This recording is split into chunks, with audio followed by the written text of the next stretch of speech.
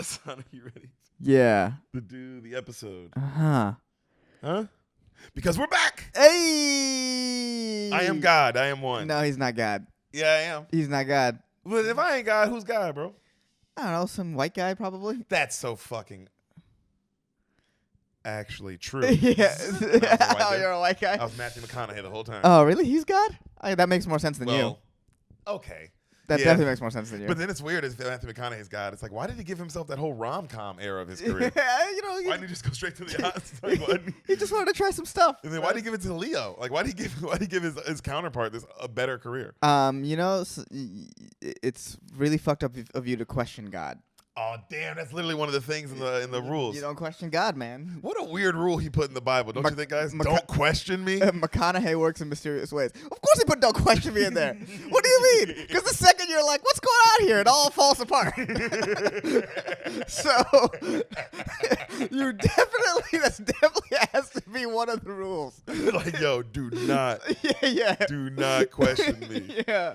Nigga, this shit happened. And it happened exactly how I'm saying. Yeah. And if you're gay, I don't like you. Yo, God was so clearly gay, fool. I mean, his only son was pretty gay. And his only son was also him. I mean, hung out with 12 dudes constantly, the most powerful No, man. he hung out with hookers too, though. One hooker. He was friends with one hooker. I think they just gangbanged at one hooker one time. No, I think there were just there were 12 gay men who were friends with this hooker. Which is possible. Yeah. Not that there's anything wrong with it, Jesus. Be who you want. But yo, you going to hell. You Maybe. going to hell. You going to hell. Ooh, you going to hell. Ehsan is going to hell. I'm going there. It's just, You know your mom would not be proud of you saying stuff like that. probably not. Hey, Mosina. Hey. Ehsan Ahmad, Yes. my brother. You're back on the beans. Yes. You're back again. Mm-hmm. This is your first time being back since The Prestige. Yeah. Yeah.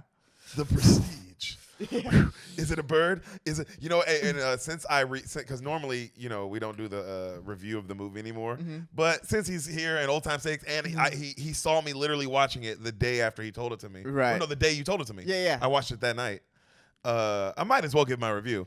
And it's probably one of the greatest movies I've ever seen in my entire life. I mean, it's unbelievable.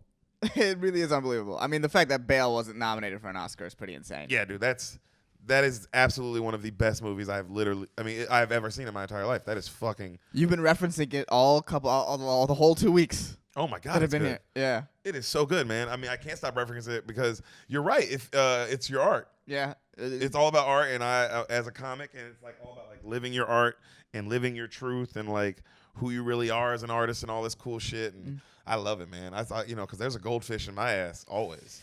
I don't know if that's what you should have taken away. No, with since her. this movie, I saw the movie. I put a fish up my butt every day. Right. Again, he didn't put the fish up his butt. Well, then what was the movie? What was the movie? The bull was in between his legs. I feel like if you're putting the fish up your butt. Wait, so I've been killing a goldfish every day for no reason? Yeah. Yeah. And that's my art. And Yeah. somebody's got to. And Someone's that's gotta what the live movie's it. about. Yeah, it's true. Someone's got to live it. And if your art is making jokes about putting goldfish up your butt, you better be putting fucking goldfish up your butt. So actually, I'm gonna be mad if I find out you're joking about this. Yeah. You know what's so funny? A guy asked me, and I really did say something about The Prestige after I saw it because a guy said, "Oh, because there's a joke. I have a joke in my set right now, in my stand up repertoire." Ugh. Could you imagine though? If that's what someone ever called it. Yeah, my repertoire. So in my stand up repertoire, Ugh. I do no. So I have a bit right now where I mention some of my I mention what I wear, but I wear the same thing. I try to wear the same thing all the time because I am a fan of Dr. Dre and what's his name? Steve Jobs, thank you. Right. Sam. Hello, Sam. Steve Jobs. You know the man. You heard of it, the billionaires who wear the same thing every day. Yeah. And it keeps your mind one outfit forever. Keeps your mind free of bullshit, apparently. Right. Right?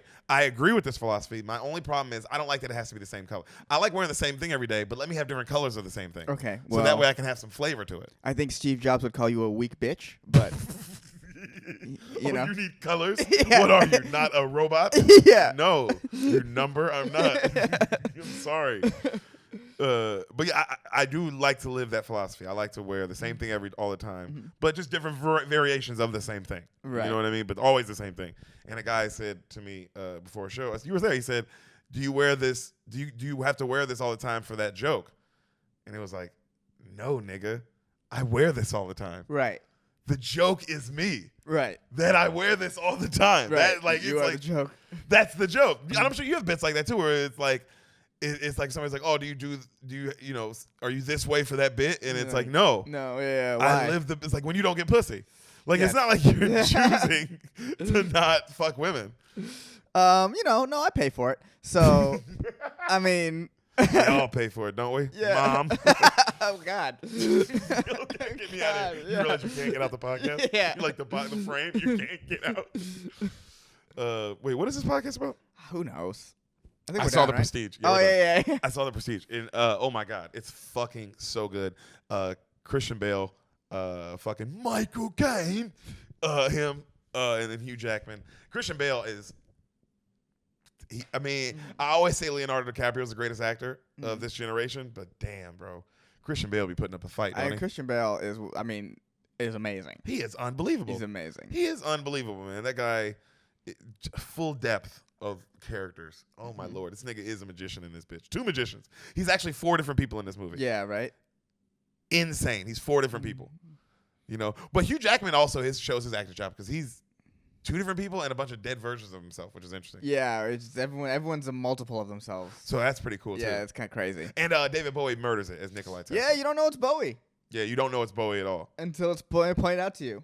Also, he said some dope shit about the machine, you know. But God, what does it cost? Yeah. But the movie was so good, and Ehsan knows this. I literally went out and bought the book the other day. There's a book called The Prestige, and the book is different than the movie. Different ending, different everything. Ooh. Yeah, so I can't wait to read it. Yeah, that's interesting. Because it's not one of those, because usually you read you look up a movie and people go, "Oh, this movie sucks because they changed the ending from a book." Right. This is the opposite. People love this ending, right? And they changed it from the book. So I'm already like, okay, what's the book ending? Yeah, that's interesting. It's very hard to do, to switch the ending from a book and have people like it, right? Or be any sort of good. So when I read the ending, do you want me to tell you what it is? No. Are you gonna read it? I'll just read the book. I wish you should have said no. And it's like, well, what? Wait, I just have to have this information. Yeah, maybe we'll do a book a book spoiler beans where you just read the entire book to me. Hey, Bean Mafia, if you would enjoy that, let me know, because I am a psycho enough person to read the entire book. It would have to be multiple episodes. It'd be fun. Yeah, it'd be interesting. It's a weird audiobook. Yeah. It's a super weird audiobook. With the guy reacting to it? Yeah. But they do it for YouTube videos, like music videos. Why can't I do it? 17-hour-long episode. Yeah. I have to do Adderall and like cocaine. Yeah, you'd have to really. That's what people are like, yo, everybody would be like, yo, skip to hour 7. It's like, why? Because that's when he starts doing coke. Yeah. And that's when the book gets really it gets really turned up, and they start having business ideas in the middle of it. By hour 15, he's literally just trying to become a magician. He's not reading anymore. And they keep saying we can take this on the road for some reason. Yeah, it's fucking weird. So yeah, bro, The Prestige is a great ass movie. Yeah, it was. Oh my God, but Ehsan, enough of that, because we don't even do that anymore. No, we just move on to the next movie. Right. And today's movie, I told you, bro, I couldn't have you back. You can't be back. Because this is what the podcast is. This is the original. You coming back to do The Prestige, though, I love that's how we came back. Yeah. I love that's how we came back together.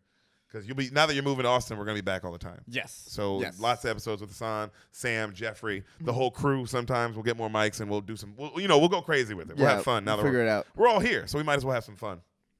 But for today, we had to go old school, right? Okay. Wait, before we do this. No. Okay. There's a different format change. I know what you're about to do. Okay. There's a different format change. This is a different format change? Okay. Yeah. This isn't your podcast anymore. That's a fair point. You don't know. Because when you do The Prestige, it's like, look. But this is how we do it. Okay. On the new beans. Okay. Which is just the old beans.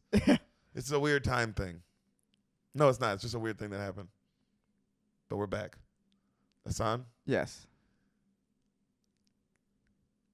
Oh, bro, I'm so excited. Can you tell me what you think happens in the movie you've never seen? He's never seen it, guys. If you're new to this, if you're here from Kill Tony, hello, welcome. He's never seen this movie, and I'm about to tell him this whole movie that I've seen probably 150 times. I saw it so much as a child because it was one of my favorite movies ever. And this is what Spoil the Beans is all about. Okay. Doing a legendary film that's also one of my favorite movies. And I would have told it to him anyway. So why not do it for a podcast app? Ehsan, what happens? In Garfield, Tale of Two Kitties. All right, I got Damn it, you knew? God damn it. You're not supposed to cheat. Oh, yeah, Garfield. Yeah, what happens in Garfield, Tale of Two Kitties? Yo, we got to do the second Garfield first. We can't do the first one. Yeah, you know how we do it, baby. Yeah. That's so. You know what's so fucked up? Yeah. Since you've been gone. Since you've been gone, I can't breathe for the first time. Yeah. Thanks to you, I get what I want. Since you've been gone. So yeah, since you've been gone. Every time. It just is what it is now. Since you've been gone. No, not on that one. No. We already did it once.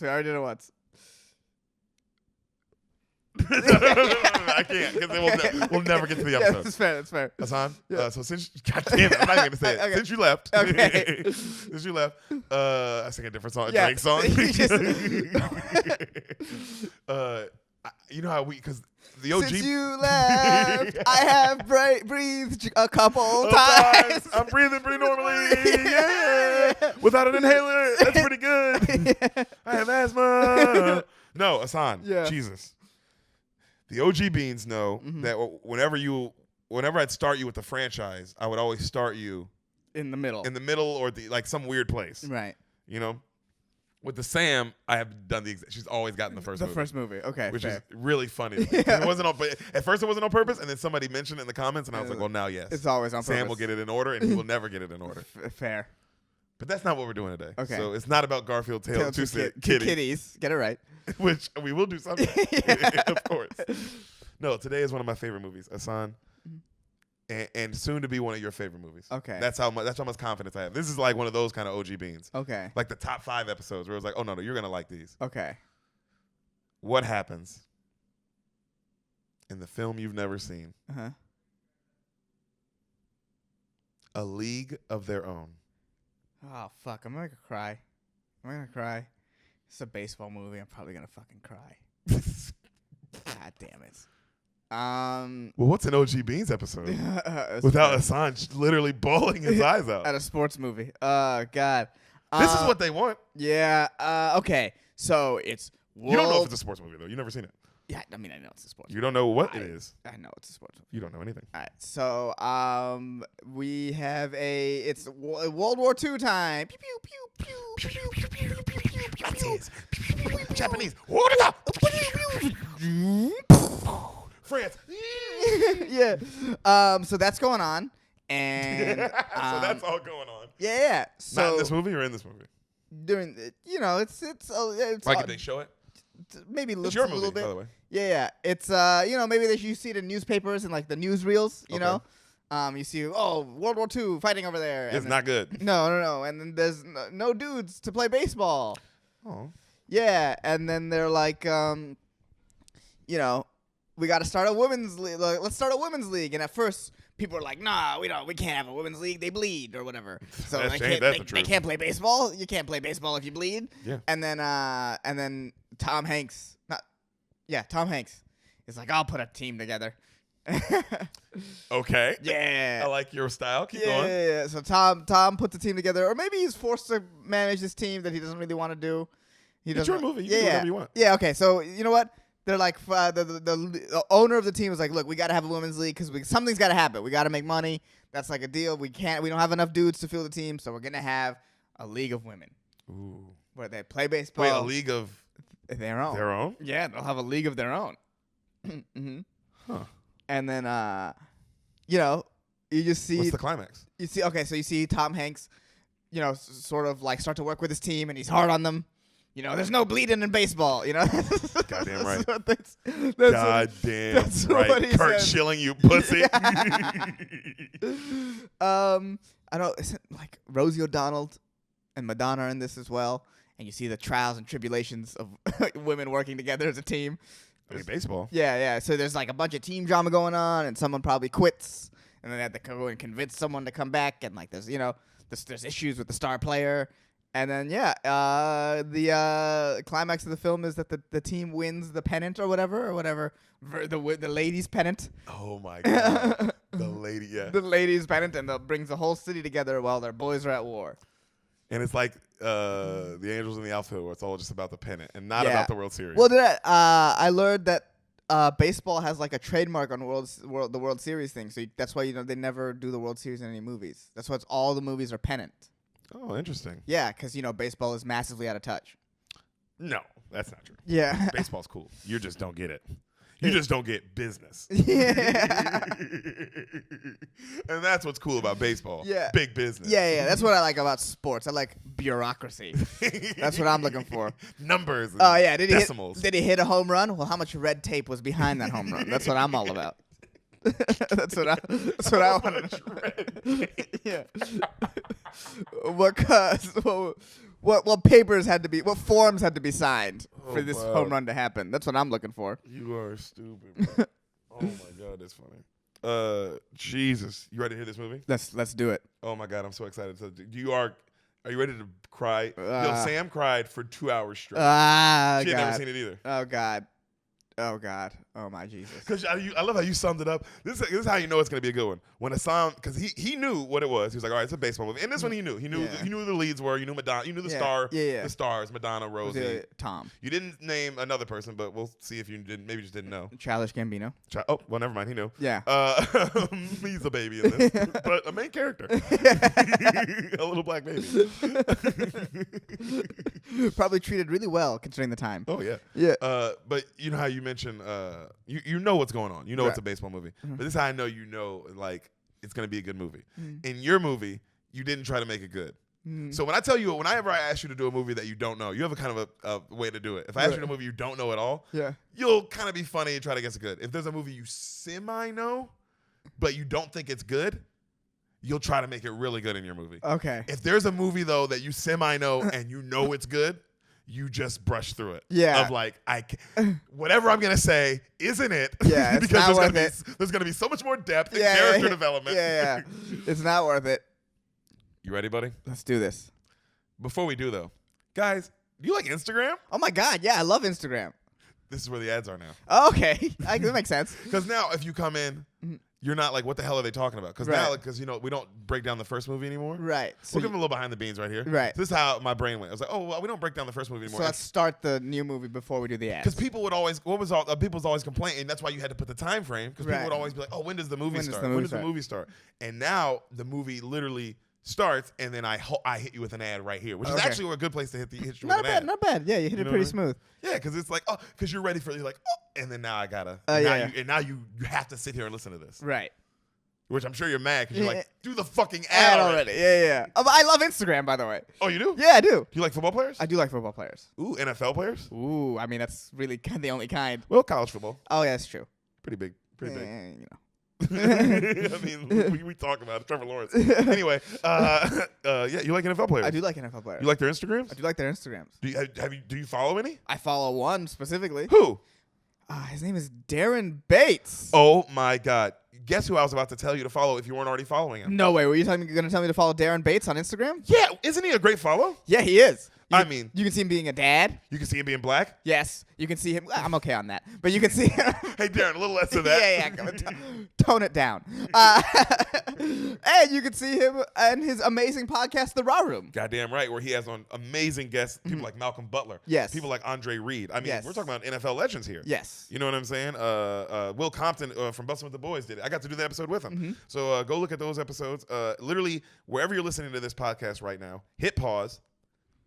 Go at that search bar, type in Raw Room, and just hit the subscribe button and give it one episode listen. If you love sports and you love a guy who actually is in the NFL, who has a way more knowledge than any other person who has a podcast about the NFL besides maybe the Bustin' with the Boys guys. Yeah. Yeah. Who else is actively playing the pod? No one. No one. Raheem Mostert Twitch streams. That's about it. Does he talk football? I don't know. I've never listened to his Twitch stream. It really? It seems like something you'd listen to. Yeah, I just got into Twitch. Oh, yeah, you did just get into Twitch. Yeah. Yeah, Deric, get on Twitch. Yeah. Definitely get on Twitch. People would watch you play a game because you're in the NFL. Yeah.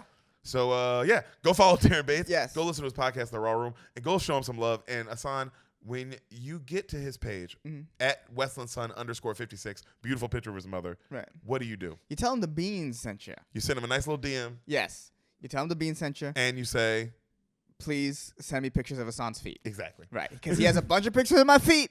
And he'll only give them to you if you keep bothering him about it. Begging. It's got to be like because he just forgets it. Like it goes out of his mind. He plays football. Yeah. He has a lot to do. He's busy. He's a father. His head hurts. Yeah. He does the Raw Room. He's black. There's a lot of things going on in his life. So, but he has his pictures of my feet. So just keep bothering him about it. Hey, go follow Darren Bates, guys. Show him some love. Yeah. Also, Ehsan, I noticed you're wearing a T-shirt. Yeah, I am. Ooh, nothing escapes you. Nah, dude, they don't call me Sherlock Holmes over here. They don't call me Sherlock Holmes. Deric posting for nothing. It's a terrible nickname. So long. I hate when people call me that. It doesn't even rhyme. It's a long name. Yeah. And your name is after it, so it doesn't make any sense as a nickname.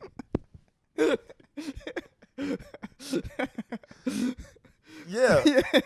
So you're wearing a T-shirt. I am wearing a T-shirt. Hey, Bean Mafia. Yeah. If you like T-shirts, yeah, I'm actually not doing this justice. They do have great T-shirts, guys. Hidden Village Customs. That's the place. www.hiddenvillagecustoms.com.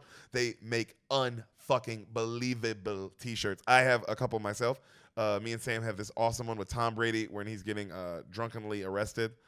Drunkenly escorted home after winning the seventh Super Bowl off the boat. You know, he's just having the greatest time ever. Life. Yeah. Biggest smile on his face. I love that picture, and it looks like a rap album. I got that, and they make cool shirts like that. They make amazing anime shirts. They make amazing, like, mixed with television characters, mixed with sports legends, mixed with literally whatever you want. Their logo is the Naruto logo. Yes, the Naruto Akatsuki logo. I'm sure they're not paying for that. No. www.hiddenvillagecustoms.com. Hidden Village Customs on all social media platforms. They're from the Bay Area, so if you're a Bay Area beaner, if you're a Bay Area infidel, if you're a part of the Bay Area, just the Bay Area fans that love D-Post, that love Ehsan Ahmad, that love Sam Lopez, and everybody who's been on the pod, Trey and Jeffrey and Brian. If you fuck with us, man, you fuck with Hidden Village Customs, guys. Go get a shirt from them. Go send them a message on Instagram, Hidden Village Customs, and say the Bean sent you. Tell them. They have amazing quality shirts. I do like the quality. When I washed it, I like that the logo didn't fade any. The shirt didn't shrink. It was still good. It's still soft. Very, very clutch, soft shirts. If I don't like wearing a shirt that I can't sleep in as well. You know what I mean? It needs to be soft at all times.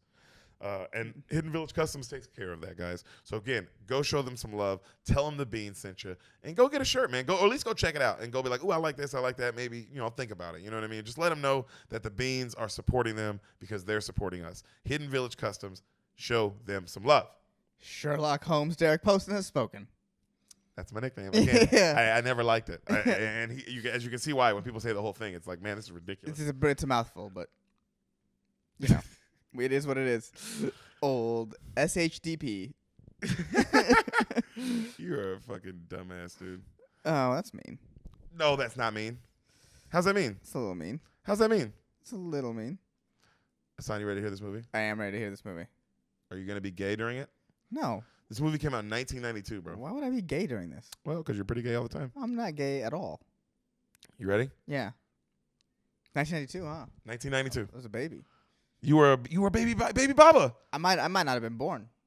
Depends on when I came out. It's possible. Yeah. I was too, so I was like grown. I watched this in theaters. No, you didn't. But movies don't generally come out in September, right? That's a little late for movies. Come out all year. Depends on when the movie came out. Yeah.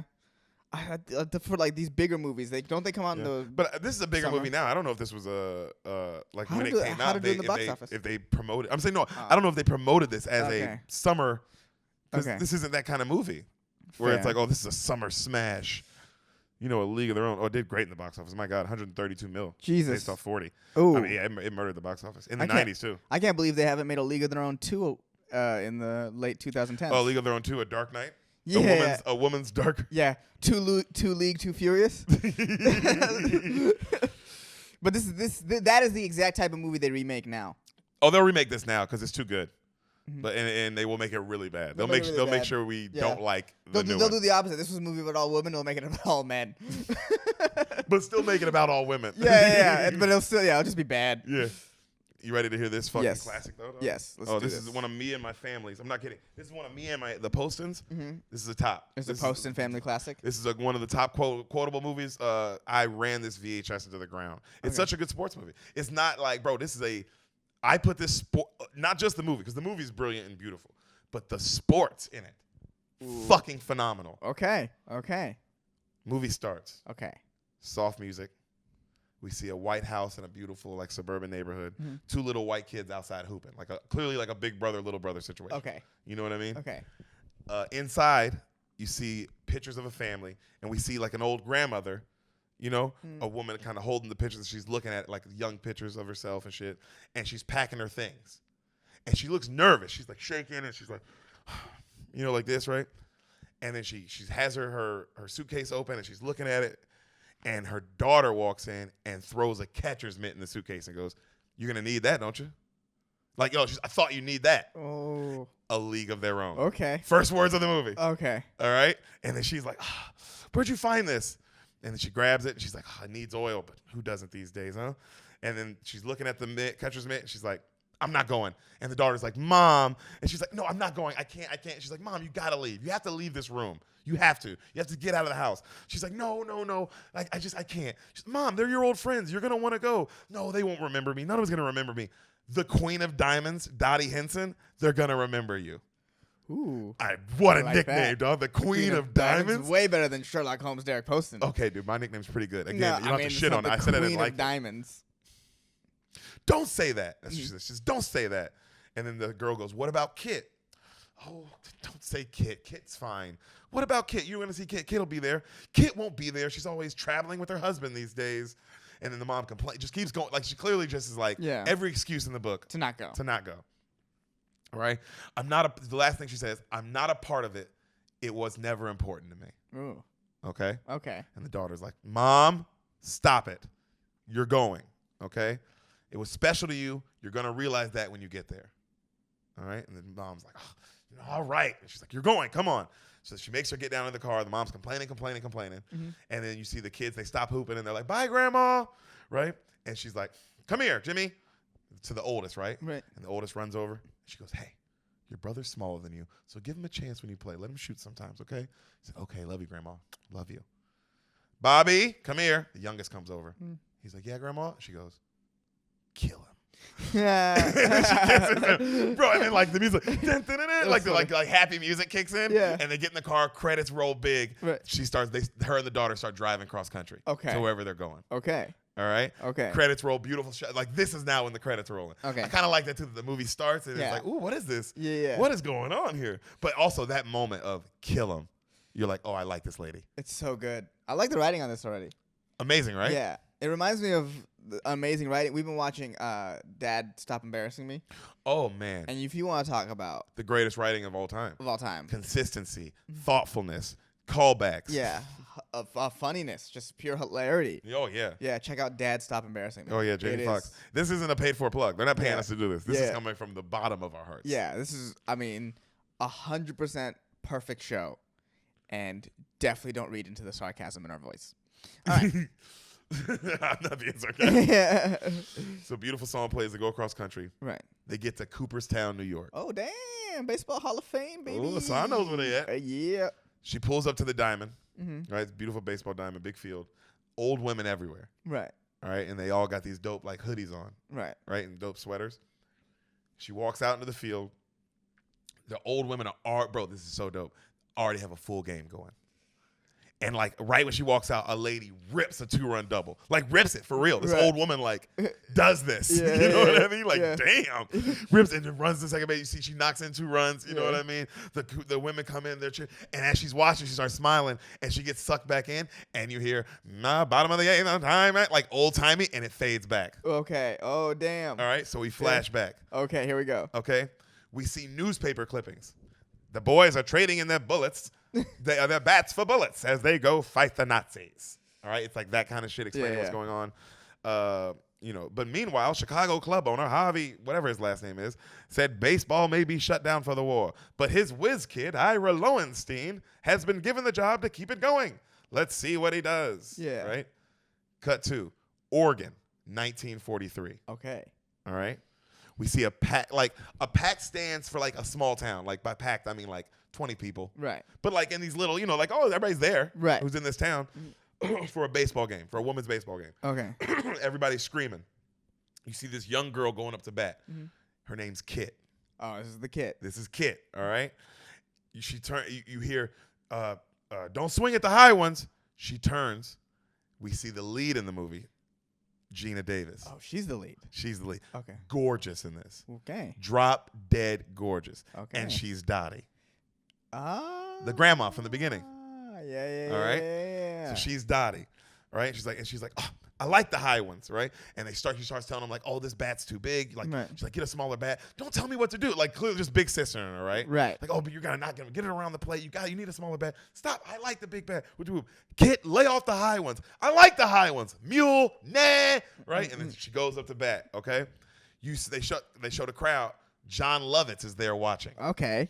Okay. Okay. You just see him watching, eating popcorn. First pitch, high fastball. She swings. Strike one. Yeah, misses. Yeah. All right. Second pitch, high fastball. Swing. Strike two. Strike two. She looks over at her sister Dottie, and Dottie's like,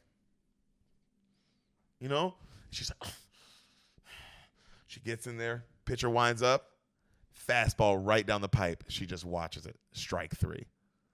Boo! She's just, I love it too, because just that defeatedness of just, because that is baseball. Just yeah. She lost the mental game. She lost the mental game. Pitcher Right. Pitcher had her. Right. It didn't matter what the pitcher threw next. Right. She wasn't swinging. Right. You know what I mean? Because her sister's in her head too. Right. And so she fucking crowd boos her. She storms off. Fucking John Lovitz is just laughing at her.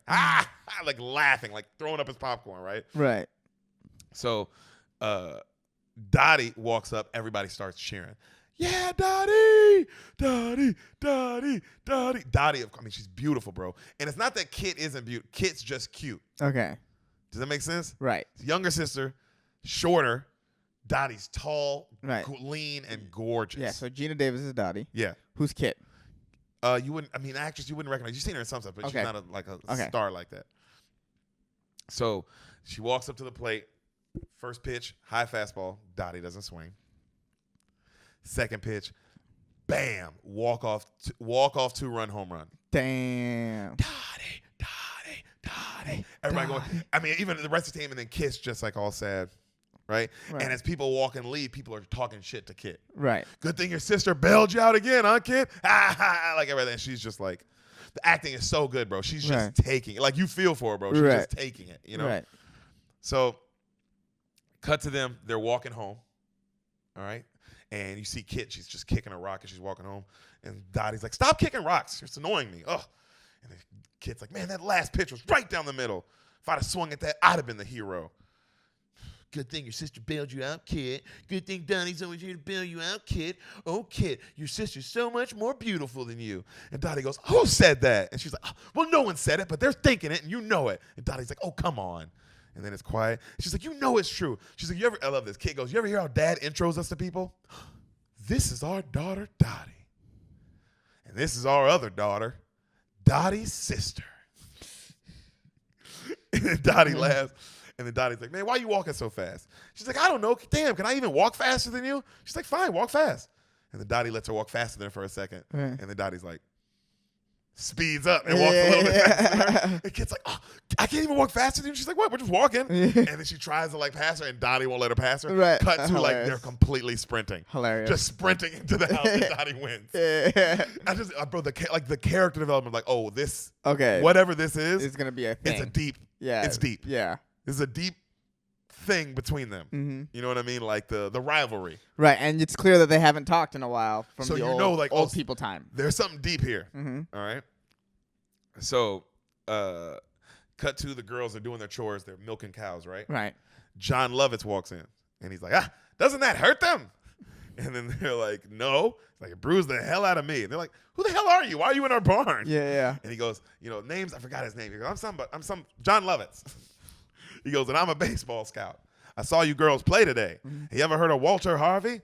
owner of the Chicago baseball team? Right. And then they're like, yeah, I've heard of him. He has those shitty chocolate bars, right? And they're like, yeah, that's the guy.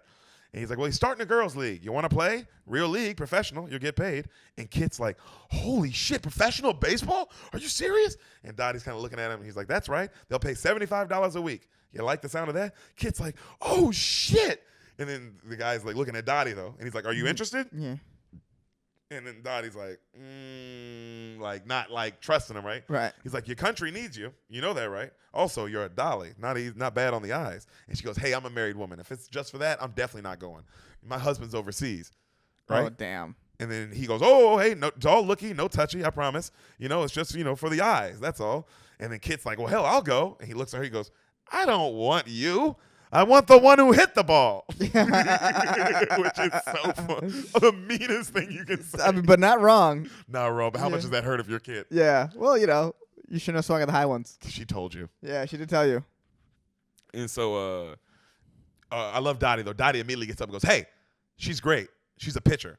She just didn't pitch today. She pitched yesterday. Mm-hmm. But if you just saw her pitch, you wouldn't be saying. Like Dottie's like, hey, no, she can ball. Don't get it twisted. Yeah.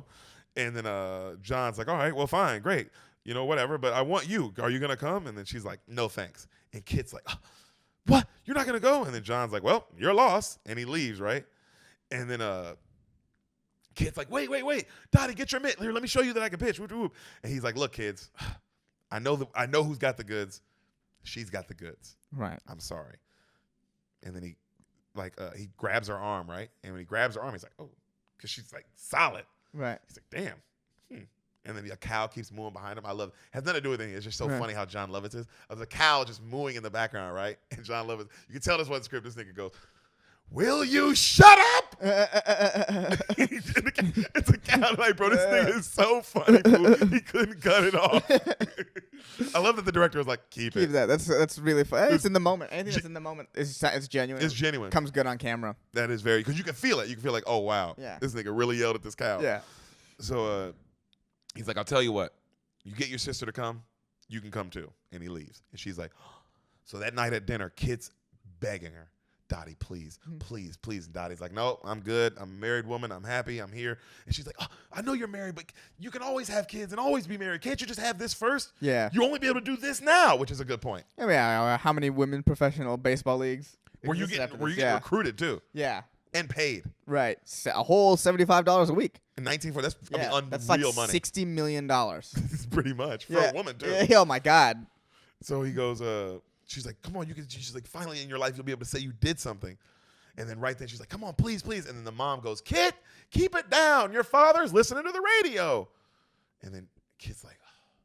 And you see Dottie feels bad. Right then Dottie feels bad for her. And Kit goes, Dottie, please. I got to get out of here. Do it for me, please. Oof. And you can see that's where Dottie's like, because she can't go without her. Right. And Dottie's like, cut to the next day. You see John Lovitz on the train, and it's kind of going, and he looks out the window, and you see the girls running. Wait! And John Lovitz is like, well, I'll tell you one thing. They can run.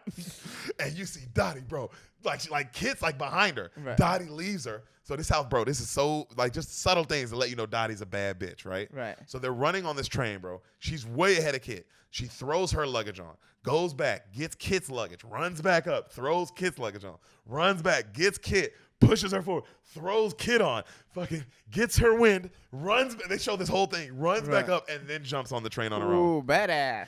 Just badass. Subtly to let you know, like, hey, this one. I don't know if that's that subtle. Built different. I mean, it's real quick. It ain't got no like. Okay. They didn't have to have that, but it's like, hey, we're just letting y'all know that this woman is built badass. Different. Yeah. Yep. Sheesh. I feel like I'm gonna be doing that a lot. For sure. Yeah, this episode.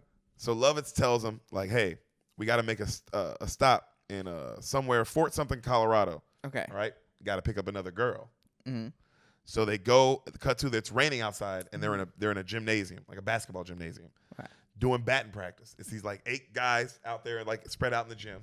Right. A bunch of guys sitting on the bench. You see John Lovitz, Dottie and Kit, and then there's a girl hitting, but her hat's like this, so you can't see her, right? And she is fucking roping this bitch. Okay. Like a nigga's throwing gas at her. Right. Lighting his ass up. Wow. wow, hitting it, breaking the window, wow, right? Just drilling them, right? And then the guy is talking. It's her dad there, and he's like, "Good hit, honey. That's my girl. Good hit, Marla. Oh, that's it. That's a good one." And he looks at John Lovitz. He's like, "She's got an eye like DiMaggio." Whack, another one, right? And then he goes, "All right, Marla, lefty." She fucking switches stance. She fucking switch hits on him. All the dudes are like, in the picture's like, "Oh fuck, bro." She starts roping them all home runs. Oh wow. Okay. So she started with her weak side. Yeah. Damn. Just to let this nigga know, like, hey, bro. Damn. Now Dottie is watching. Dottie leans over to Kit and goes, "This girl's good." Like, yeah. Oh shit. Like, I know good. This bitch is for real, nigga. Right. Right? Our boy John Lovitz goes, "She your daughter?" And he goes, "Yep. Her mom sadly passed away.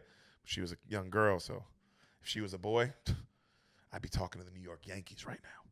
That's how good she is." Right? The girl breathes baseball. And then Lovitz is like, "Well, I'm impressed. Call her over. Marla, come here, honey. Boys, hit the showers." The boys leave. Right. She walks over, head's all down. She's all like shy and shit. And the dad's such a good, he's all proud. He's like, "This is my honey. This is my sweetie, Marla. Right. Take off your hat, honey. It's okay." She takes her hat off and she looks up and she's like ugly as shit. Right. Right? John Lovitz, this nigga, bro. He goes, "Huh." Right in front of the dad. Like, what the fuck? Was she an actor I'd recognize? No. Huh? Is she an actor I'd recognize? Okay. And then he goes, "We'll let you know. Come on, girls, let's go." Right. To Dottie and Kit, right? Dottie and Kit are like, bro, acting so good. Marla breaks down crying. The dad just hugs her. "I'm sorry, honey. It's okay. It's okay. It's going to be okay. I love you. You know I love you. You did so good. You did so good," right? She's just crying. And then Kit and Dottie are like, "Hey, what are we doing? Why aren't we taking her?" He's like, "Oh, we can't use her." They're like, "What do you mean? She's fucking unbelievable. Why can't we use her?" He's like, "Did you see her face? She's a fucking dog. Yeah, like, yeah. She's ugly as fuck, but they got to look good too." And then Kit and Dottie go, "Are you serious?" And he goes, "Yeah, we can't use her." And then Dottie and Kit throw their luggage down and go, "Yo, if we can't have her, you don't get us." And he's like, right then, bro, this shit. The dad comes over and he goes, "Hey, mister, I'm sorry. Look, I know my girl ain't as pretty as these girls, and I understand that, but that's my fault.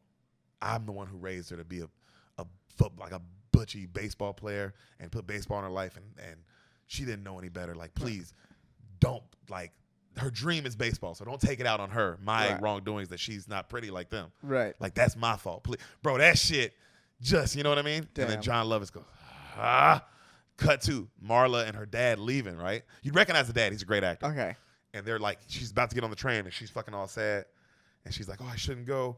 Who's going to, like, take care of you? You know, who's going to cook for you? I've been cleaning for you. Who's going to do all this stuff?" He goes, "Honey, shh. You're a baseball player." Bruh. That one got him. Yeah, that one got me. That one got me. "Honey, you're a baseball player. Like, this is what you're meant to do. You're meant to play baseball, whoop, right?" Mm-hmm. And then she's like, "Oh, Daddy." She starts crying.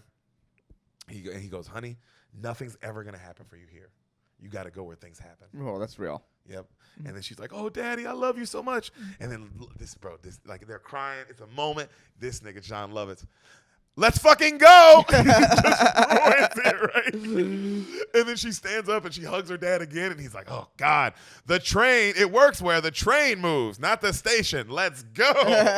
Yo, this poor dad is just like what? Yeah. Yo, this bitch gets on the train, fool, and then she's like, looking at the window, and she's like, "All right, you." And he goes, like that, right? Yeah. Bruh. That's a good moment. That's a good father-daughter moment. Yeah. Great father. Mm-hmm. Also, I love the father being like, "Hey, man, like, don't let her not go." Right. Because she's a beast, bro. Yeah, like, clearly. There's one thing this bitch can do is play baseball. She's raking the ball. Yeah. So they get to Harvey Field. Mm-hmm. It's Wrigley Field. Okay. All right. And he tells, he goes, "Hey, cowgirls, see the grass? Don't eat it." And they walk out. The field is beautiful. Girls everywhere, like balling. Like, this is like, oh shit, this is a real deal tryout. Like, this is you can feel it. Like, oh, these girls can play. Like, right when you show them, it's like, oh, this ain't no. They went out and found extras who can ball. Yeah. You know, and they were looking at the field, and then John Lovitz goes, "All right, well, I'll see you later. Don't embarrass me out there." And then he goes to leave. And they're like, "Where are you going?" Mm-hmm. He's like, Yep, this always happens. He's like, I gotta go. My job is to scout you and get you here. The rest is on you. Right. You know? And they're like, oh, but, and he goes, no buts, tryouts, go play. Ugh.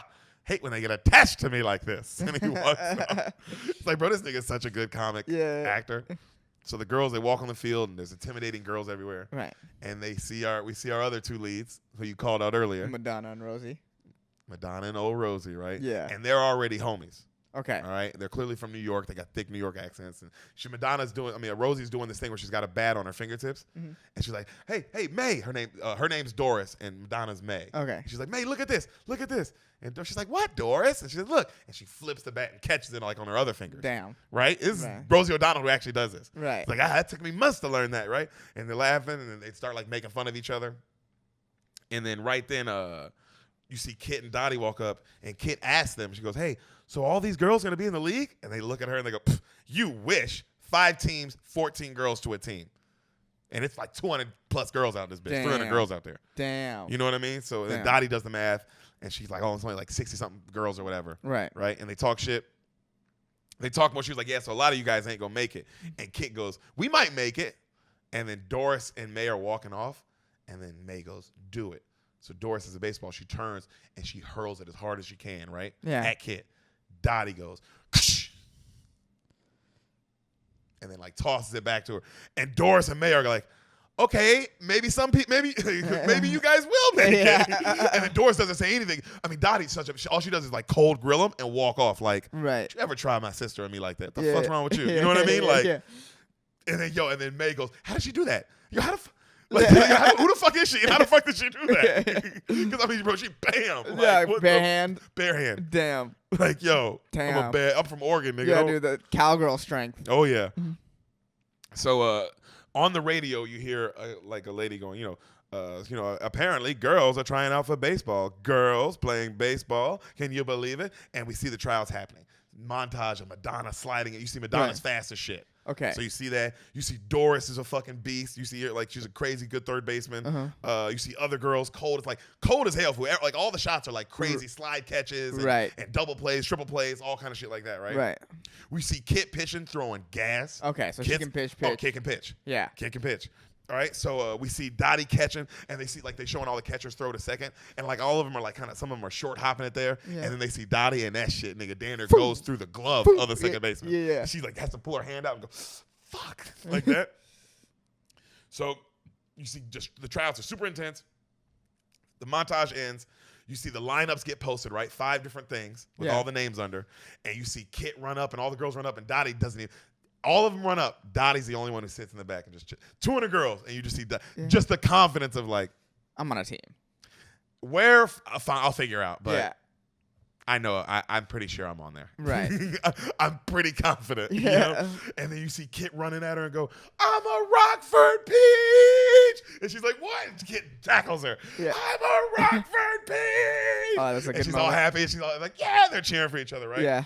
Cut to Dottie's a Rockford Peach too. Oh damn! On the same team. Damn. Smart marketing. Whoever is putting teams together. Yeah. Smart to put them on the same team right, for marketing. Obviously. Yeah. So right, I would do that. Right. The sisters. The sisters. You can, it's something to market. Right. Because you're trying to make this a real league. Right. So, all the girls are like they're all sitting there looking at like one of the coaches, right, the guy who like held the trials pretty much. Right. And they're all split up in their teams. All the other girls are leaving. Right. There's one girl at the board still looking like this. She's so confused and she's like so sad looking. Right. And then the coach goes, excuse me, ma'am.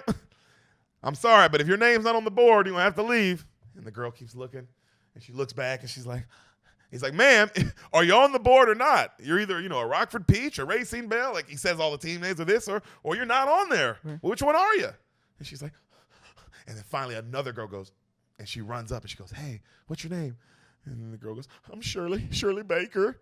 He goes, hi. She's like, I'm Elowin or something like that. And she goes, honey, can you read? And the girl's like, great. Right. Oh. Because Sam said Sam's like, oh, of course. Yeah. Because she's a woman. And like, of course, like it would be possible she might not know how to read. Yeah. And then she's like, well, what's your name? Shirley Baker. She's like, okay. And she starts looking. And then she goes, you're a Rockford Peach. You're with us. And all the Rockford Peaches are like, yeah, bro. Oh, damn. That's a good moment. Right in the gut, right? Yeah, Jesus. So, Everybody cheers. And even the coach guy is like, good for you, sweetie. You know what I mean? So he's like, all right. He gives them a speech about like how you guys are in the new baseball league and this is your league and we'll do it right. And here's going to be your new uniforms. And they have some models walk up. The uniforms, Ehsan, are straight up skirts. Right. Like skirts. Yeah. How do you short slide in that? Skirt. Bruh, that's all the girls are like, how the fuck are we supposed to slide in that? Right? Yeah. And these like little tops and like all that shit. And they're like, yo, I'm married. We can't have me playing in that. All this shit, right? Mm-hmm. May is like, where the fuck are my cigarettes going to be? You know, and all this. And then the owner, the Lowenstein guy comes out. Not the Harvey guy, but the guy who's supposed to be, who came up with this. Yeah. And he goes, hey, ladies, so there's 200 women on a bus back to their hometown that would play in a bathing suit if I asked them to. So it's either this or nothing. And then all the women shut up. Right. Like, I guess we ain't playing that. Yeah. You know, and then he goes, also, there'll be no cigarettes, no drinking, and no men. And all you women are going to be subjected to take beauty and like modern classes once a week. And they're like, what? He's like, that's right. Every girl in this league will also be a lady. And they're all like, cut to they're in like fucking boarding school. Up, of course. Down, learning how to walk. And you see like everybody else being all graceful. And then they show Marlon nigga just. The Marlon who's shit. Like, bro, like just not try like I'm not doing any of this shit. Yeah. So they like, you know, showing them how to sip tea and how to eat right and all that shit. Weird. And then they go through and tell the girls how pretty they are or what they're not like lacking. And like, oh, you fix your eyebrows. Oh, your lips are too big or oh, this. And they get to like some of the girls though, and they're like, oh, good, perfect. And they get to Dottie and they're like, very perfect. And then they get to Kit and they're like, perfect, like good, you know? And then she sees Marla Hooch and she goes, and then the lady, her assistant goes, what do you suggest? I suggest a lot of night games. That's funny because they don't have lights. They don't have lights. I think they played the first night game at Wrigley Stadium in our lifetime. Oh, really? I think so. That's cool. Yeah. They don't normally play night games there. I could be wrong about that, but I feel like that's right. Interesting. Yeah. That's cool. I didn't know that. It's like, if it's not in our lifetime, it's way more recent than you would expect. Yeah. Yeah. That's interesting. So we see our other lead. Oh, shit. Sorry. That's okay. Mm-hmm. We see our other lead finally. The lead of this. The fame, the name. The Mr. Hanks. Mr. Hanks. Fucking white boy summer, baby. Come on, dog. Yeah. Started in 92. And he's clearly hungover, right? And he's at this huge mansion, and it's the Harvey guy, the owner's mansion. Okay. Right? And he's like, Jimmy. That's Tom Hanks' name. Jimmy. Okay. Jimmy, come here. And Jimmy's like, and he's like kind of wandering around. And he's taking him around his mansion. He goes, all right, enough bullshit, Jimmy. I'm giving you another job. And he's like, oh, well, thank you, sir. I'll do better than last time. Mm-hmm. You know, I'm so sorry I let you down last time. He's like, yeah, you did. I got to be blunt, Jimmy. Are you still a fall down drunk? No, sir. Okay, so Tom Hanks drinks. Mm-hmm. No, sir. I quit drinking. I saw the error of my ways. No, the owner guy goes, oh, you saw the error of your ways? And then he goes, no, just couldn't afford it anymore. And he starts laughing. And the owner goes, I love the owner goes, Jimmy, just funny to you, huh? Keep laughing. You know you're a young man. Could still be playing in the league right now if you just laid off the booze, kid. And he says it in like a sad way. Like bro, you fucked up, you know? And then he goes, that's not true. I hurt my knee. You fell out of a hotel, Jimmy. Yeah, because there was a fire. A fire you started, Jimmy. Well, I apologize for that. Right? He goes, look, Jimmy, I want you to manage my new girls team. You're still a name. You step out, people go crazy. You wave your little hat in the air. You don't have to coach. You don't have to do anything. Just give the people a thrill. Mm-hmm. And then Tom Hanks is like pissed, and he goes, Mr. Harvey, I have 477 homers for your club. Good God. Yeah, he's a Hall of Famer. Okay. He goes 3 in the World Series, 2 in Game 4 alone. Good God. You really gonna ask me to do that?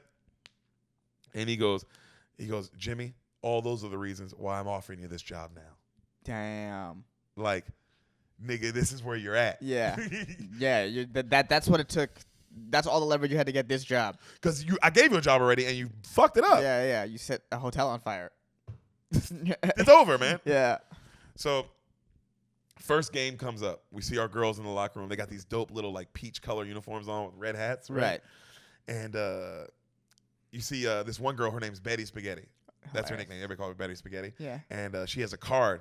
of Jimmy Dugan in his playing days. Okay. And she wants her husband's off in Vietnam. Right. And she's gonna get it Vietnam? I'm sorry, the war. Yeah, her husband's a time traveler. But still got sent to a different war. Yeah, so instead of doing anything else, he just went to fight war. Yeah, nothing's funnier than a time traveler with bad timing.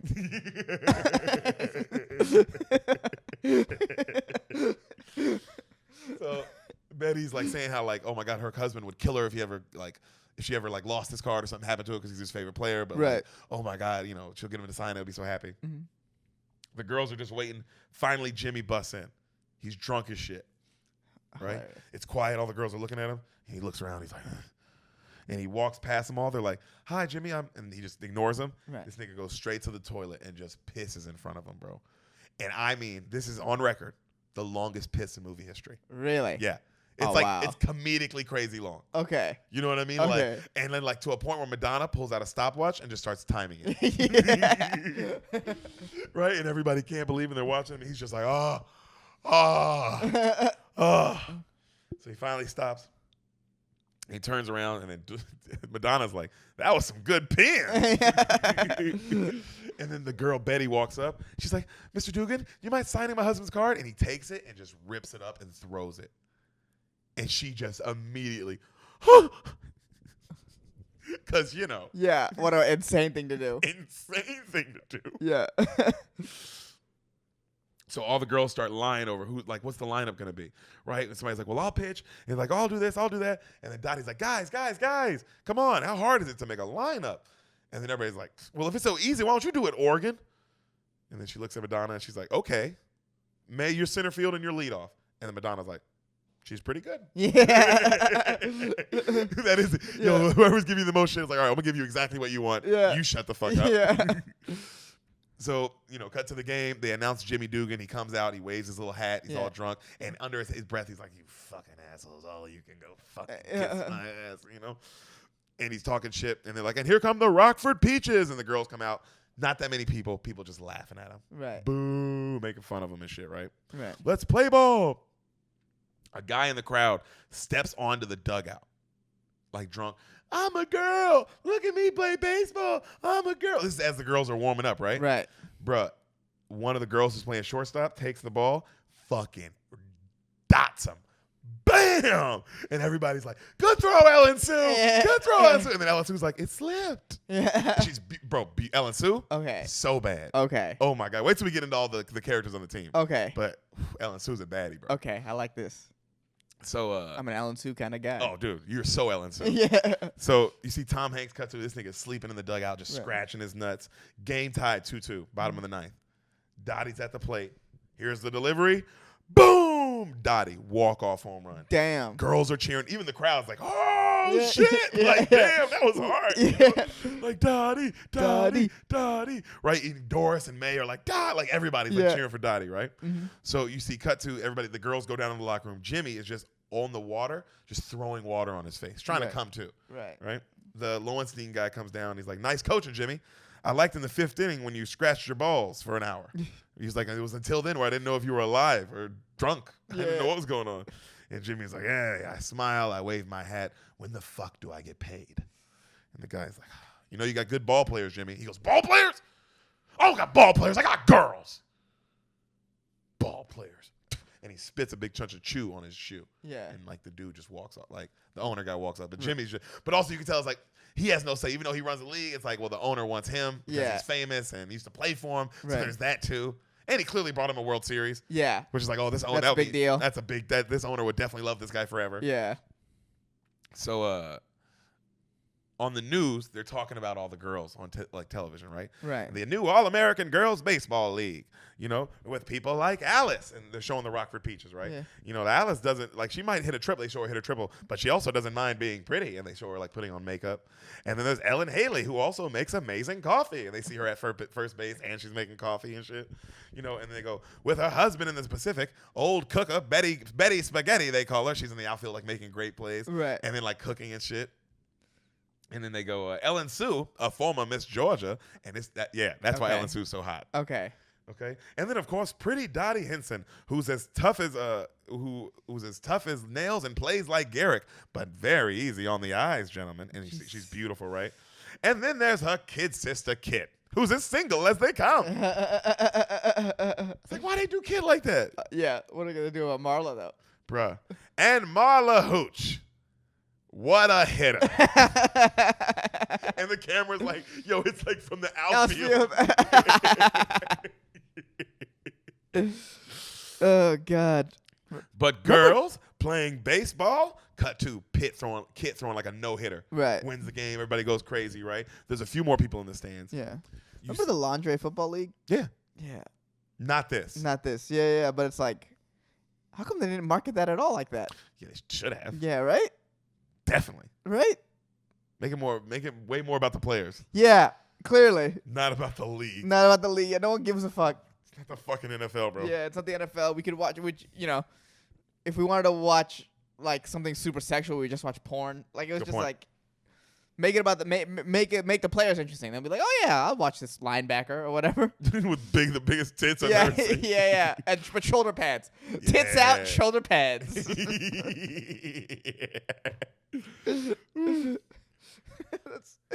God, it was helmet against bare skin. That is true. Yeah, what the fuck? The fuck is wrong with them? Yeah.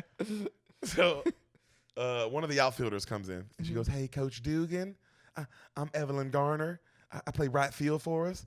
And he's looking at her like, "The fuck are you talking to me for?" Right? Yeah. She goes, "Well, Coach Dugan, I spoke to my husband last night, and he says I can't leave our son with him, and he said I should take him with me, and I should shut up about it. So can I, Coach?" And he's like, "What?" And she's like, "Well, can I just take my son with me?" And Tom Hanks looks around, and he's like, "Ball players." Right? And he walks off. And she's like, "I promise he's just the sweetest boy. Everyone's going to love him." Cut to on the bus, you see this fat little monster with chocolate all over his face running down the hallway going, "Ah!" And then he jumps on the bus driver and covers his eyes. And the bus starts swerving. Yeah. They almost wreck and the bus stops. And she's like, Stillwell, Angel, you behave." And Madonna's like, "Evelyn, I'm going to kill your son." And she starts chasing at this nigga with a bat. Right. And I love this. Rosie O'Donnell goes, "No, May, use my bat. It's heavier."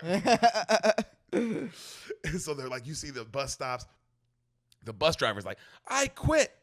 And the woman who's like watching over the team, her name's like Miss Cutthroat. She's like, "No, sir, you can't quit." And she starts chasing the bus driver. Right. "No, sir." You see fucking Tom Hanks knocked out. Right. You know what I mean? Just drunk. You're just not giving a fuck.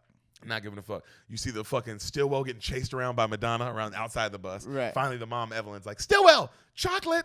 And he's like, "Oh, chocolate? Stillwell?" And this nigga runs over. Nom, nom, nom, nom, nom. He's just a fat little shit. Right. Just what you know what he looks like? Augustus. Ooh, from Willy Wonka. Yes. Okay. Just that. Imagine that kid. Okay. You know? And so the girls are like just talking about what they're going to do and shit as the bus driver storms off.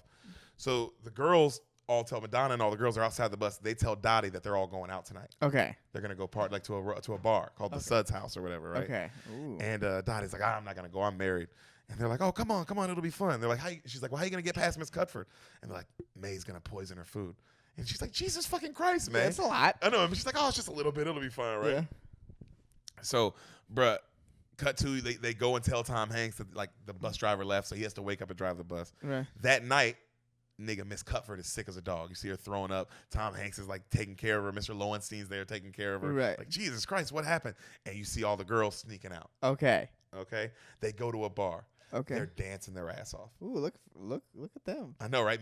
Madonna mainly. She's like swing dancing and shit. Like, and she's really doing it. Yeah. Just like killing it. Doris is having fun. They're all just dancing. They're fucking loose. They're drinking. All the players are there. They're just having a good ass time, right? Right. Right then, Dottie pulls up with some kid in the car seat, and she's like, "Thanks for the ride, kid." And the kid's like 14, 13. He's like, "Hold on. Where are you going so fast? Why don't you take me in the back seat and make a man out of me?" And she goes, "Yeah? Or how about I just slap the shit out of you for a while?" And he goes, "Whatever you want." And I love that she smiles. Yeah. Like, that was good. Yeah. And then she gets out the car. She goes in and she gets the team and goes, "Hey, guys, we got to go. They're like, "What? What's going on?" She's like, "Lowenstein's on the way here. He heard y'all were here. I beat him here, so let's get the fuck out of here. Let's go." And she's like being a leader, counting everybody. She's like, "Is this everybody?" They're like, "Yep." And she's like, wait a minute. Where's Marla?" And they all look and kind of smile. And she's like, "Where's Marla?" And they point. Marla is on stage, drunk as fuck, singing, "It had to be you."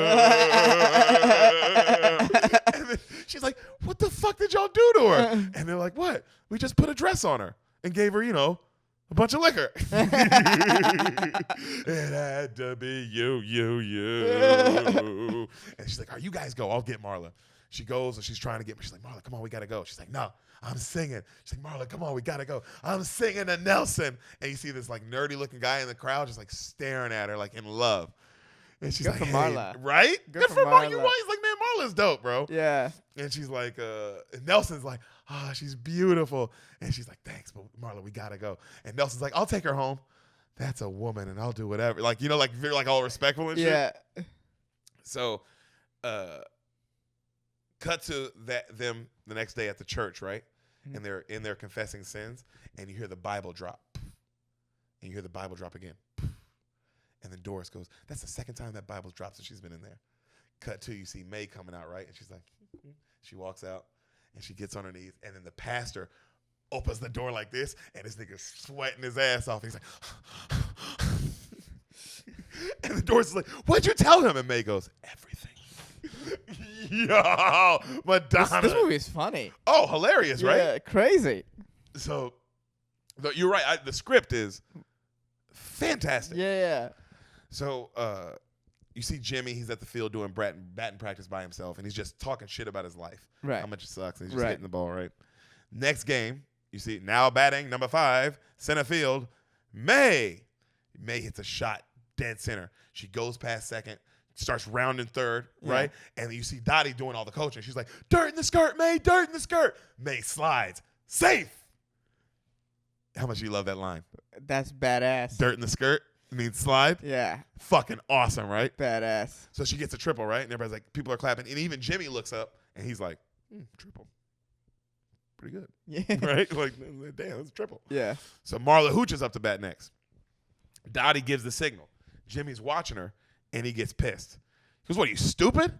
And he's like, man, why would you call that? And then all the other girls look at him and go, well, you ain't running the team. Why don't we figure we might as well let Dottie run the team. Yeah. Right? And then Dottie kind of ignores him. He goes, well, that's a stupid call. That's our best hitter. You don't squeeze bunt our best hitter. Right. And then Dottie's like, they're playing off her because they know her as our best hitter. That's why I called the squeeze bunt. I know what the fuck I'm doing. Right. You know what I mean? He's like, no, that's a bad call. And then he's like, timeout. And then he does the signal for Marla. Right. Right? And Marla's like, okay. And then Dottie goes, timeout. And then she does the signal. And Marla's like, yeah. she doesn't know who to listen to. Fair. Yeah. Which is fair to be like, yo, I don't know what I'm supposed to listen to in this situation. Yeah. And then Jimmy finally goes, I'm the goddamn manager. You need to listen to me. And then Dottie goes, well, if you're the manager, start acting like it, you big idiot. And walks off, and all the girls go, yeah, you tell him, Dottie. Yeah. And he's like, and then he does the call.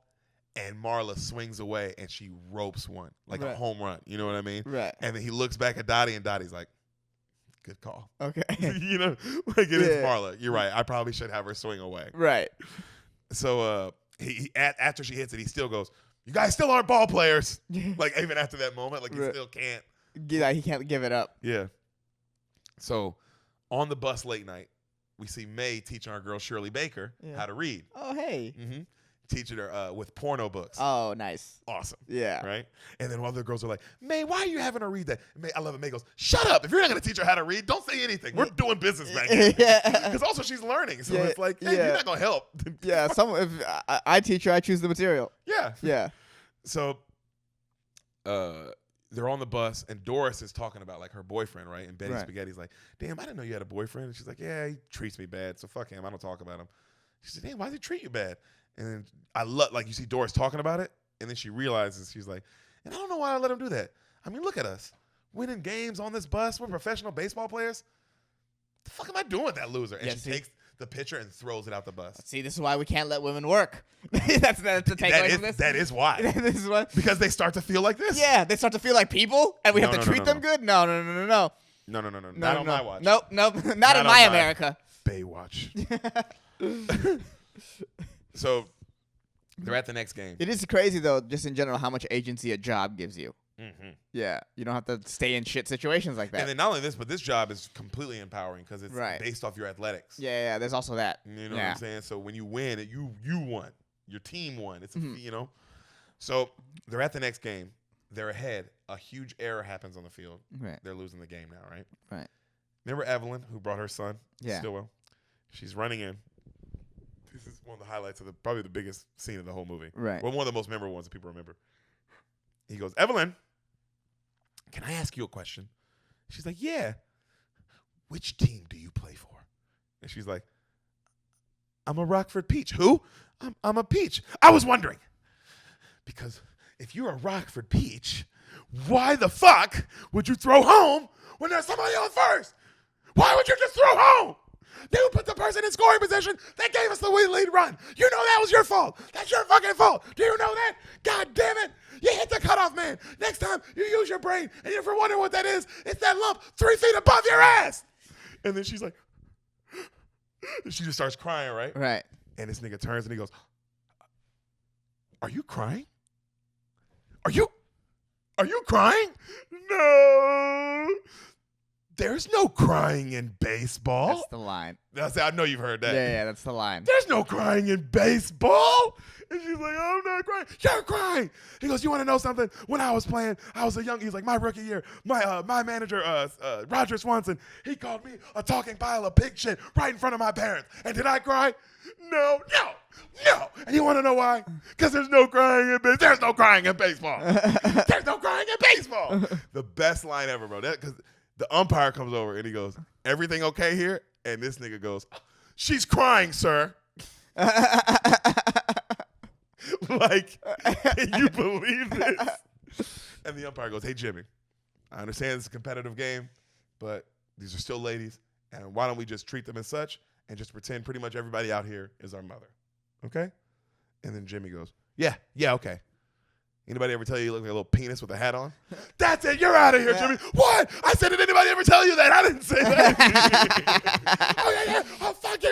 And then they start arguing back and forth, and he kicks him off, right? Right. So the next game, there's still no one in the stands. Right. All right. Lowenstein comes and talks to the team, and he tells them, hey, guys, maybe you can give them something a little more special today because Life Magazine's here. And then May's like, ooh, they want to do a story on me? And he goes, actually, they'd like to do a story on Dottie. And Dottie's like, me? Why me? He goes, because you're the queen of diamonds, Dottie. At least that's what I'm calling you. Oh, damn. Yeah, that's how the nickname starts. Damn. Right? And then she goes, Dottie's like, I don't know. And then Kit goes, well, did you say anything about me? And he goes, of course I did, Kit. I told him how they didn't even want you. But, the great Dottie wouldn't come without her kid sister. And Kit just a arrow to the chest. Don't ask questions you don't want the answer for. Don't ask those questions.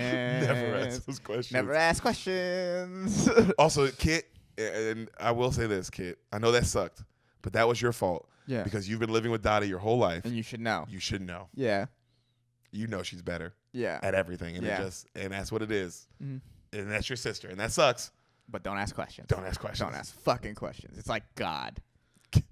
It is like God. It's like God. God don't ask questions. And Dottie is God in this. Yeah. Don't ask questions. Just accept. So our boy goes, ladies, we're not doing well. They're talking to closing us down. Right. And the girls are like, what? No, what the fuck? He's like, it's a business. They're businessmen. We're not making any money. And the girls are like, I'm not going back to dancing. Fuck that. Like, you can't take us down. He's like, I'm sorry, ladies. He's like, just today try to give them everything you got. We got to do something. Right? Cut to the game. Girls are making good plays, but it's still kind of boring. Nobody's paying attention. Dottie looks over and she sees the cameraman for life kind of yawning, right? And she thinks. The girl pops one up next bat behind Dottie. Right. Dottie gets under it, and he's like, the announcer's like, another easy catch for Dottie Henson. She does a splits. Boom! Catches it in the splits. Everybody's like, what? The cameraman jumps up. Everybody's like, oh! Like, even the other team's like, damn!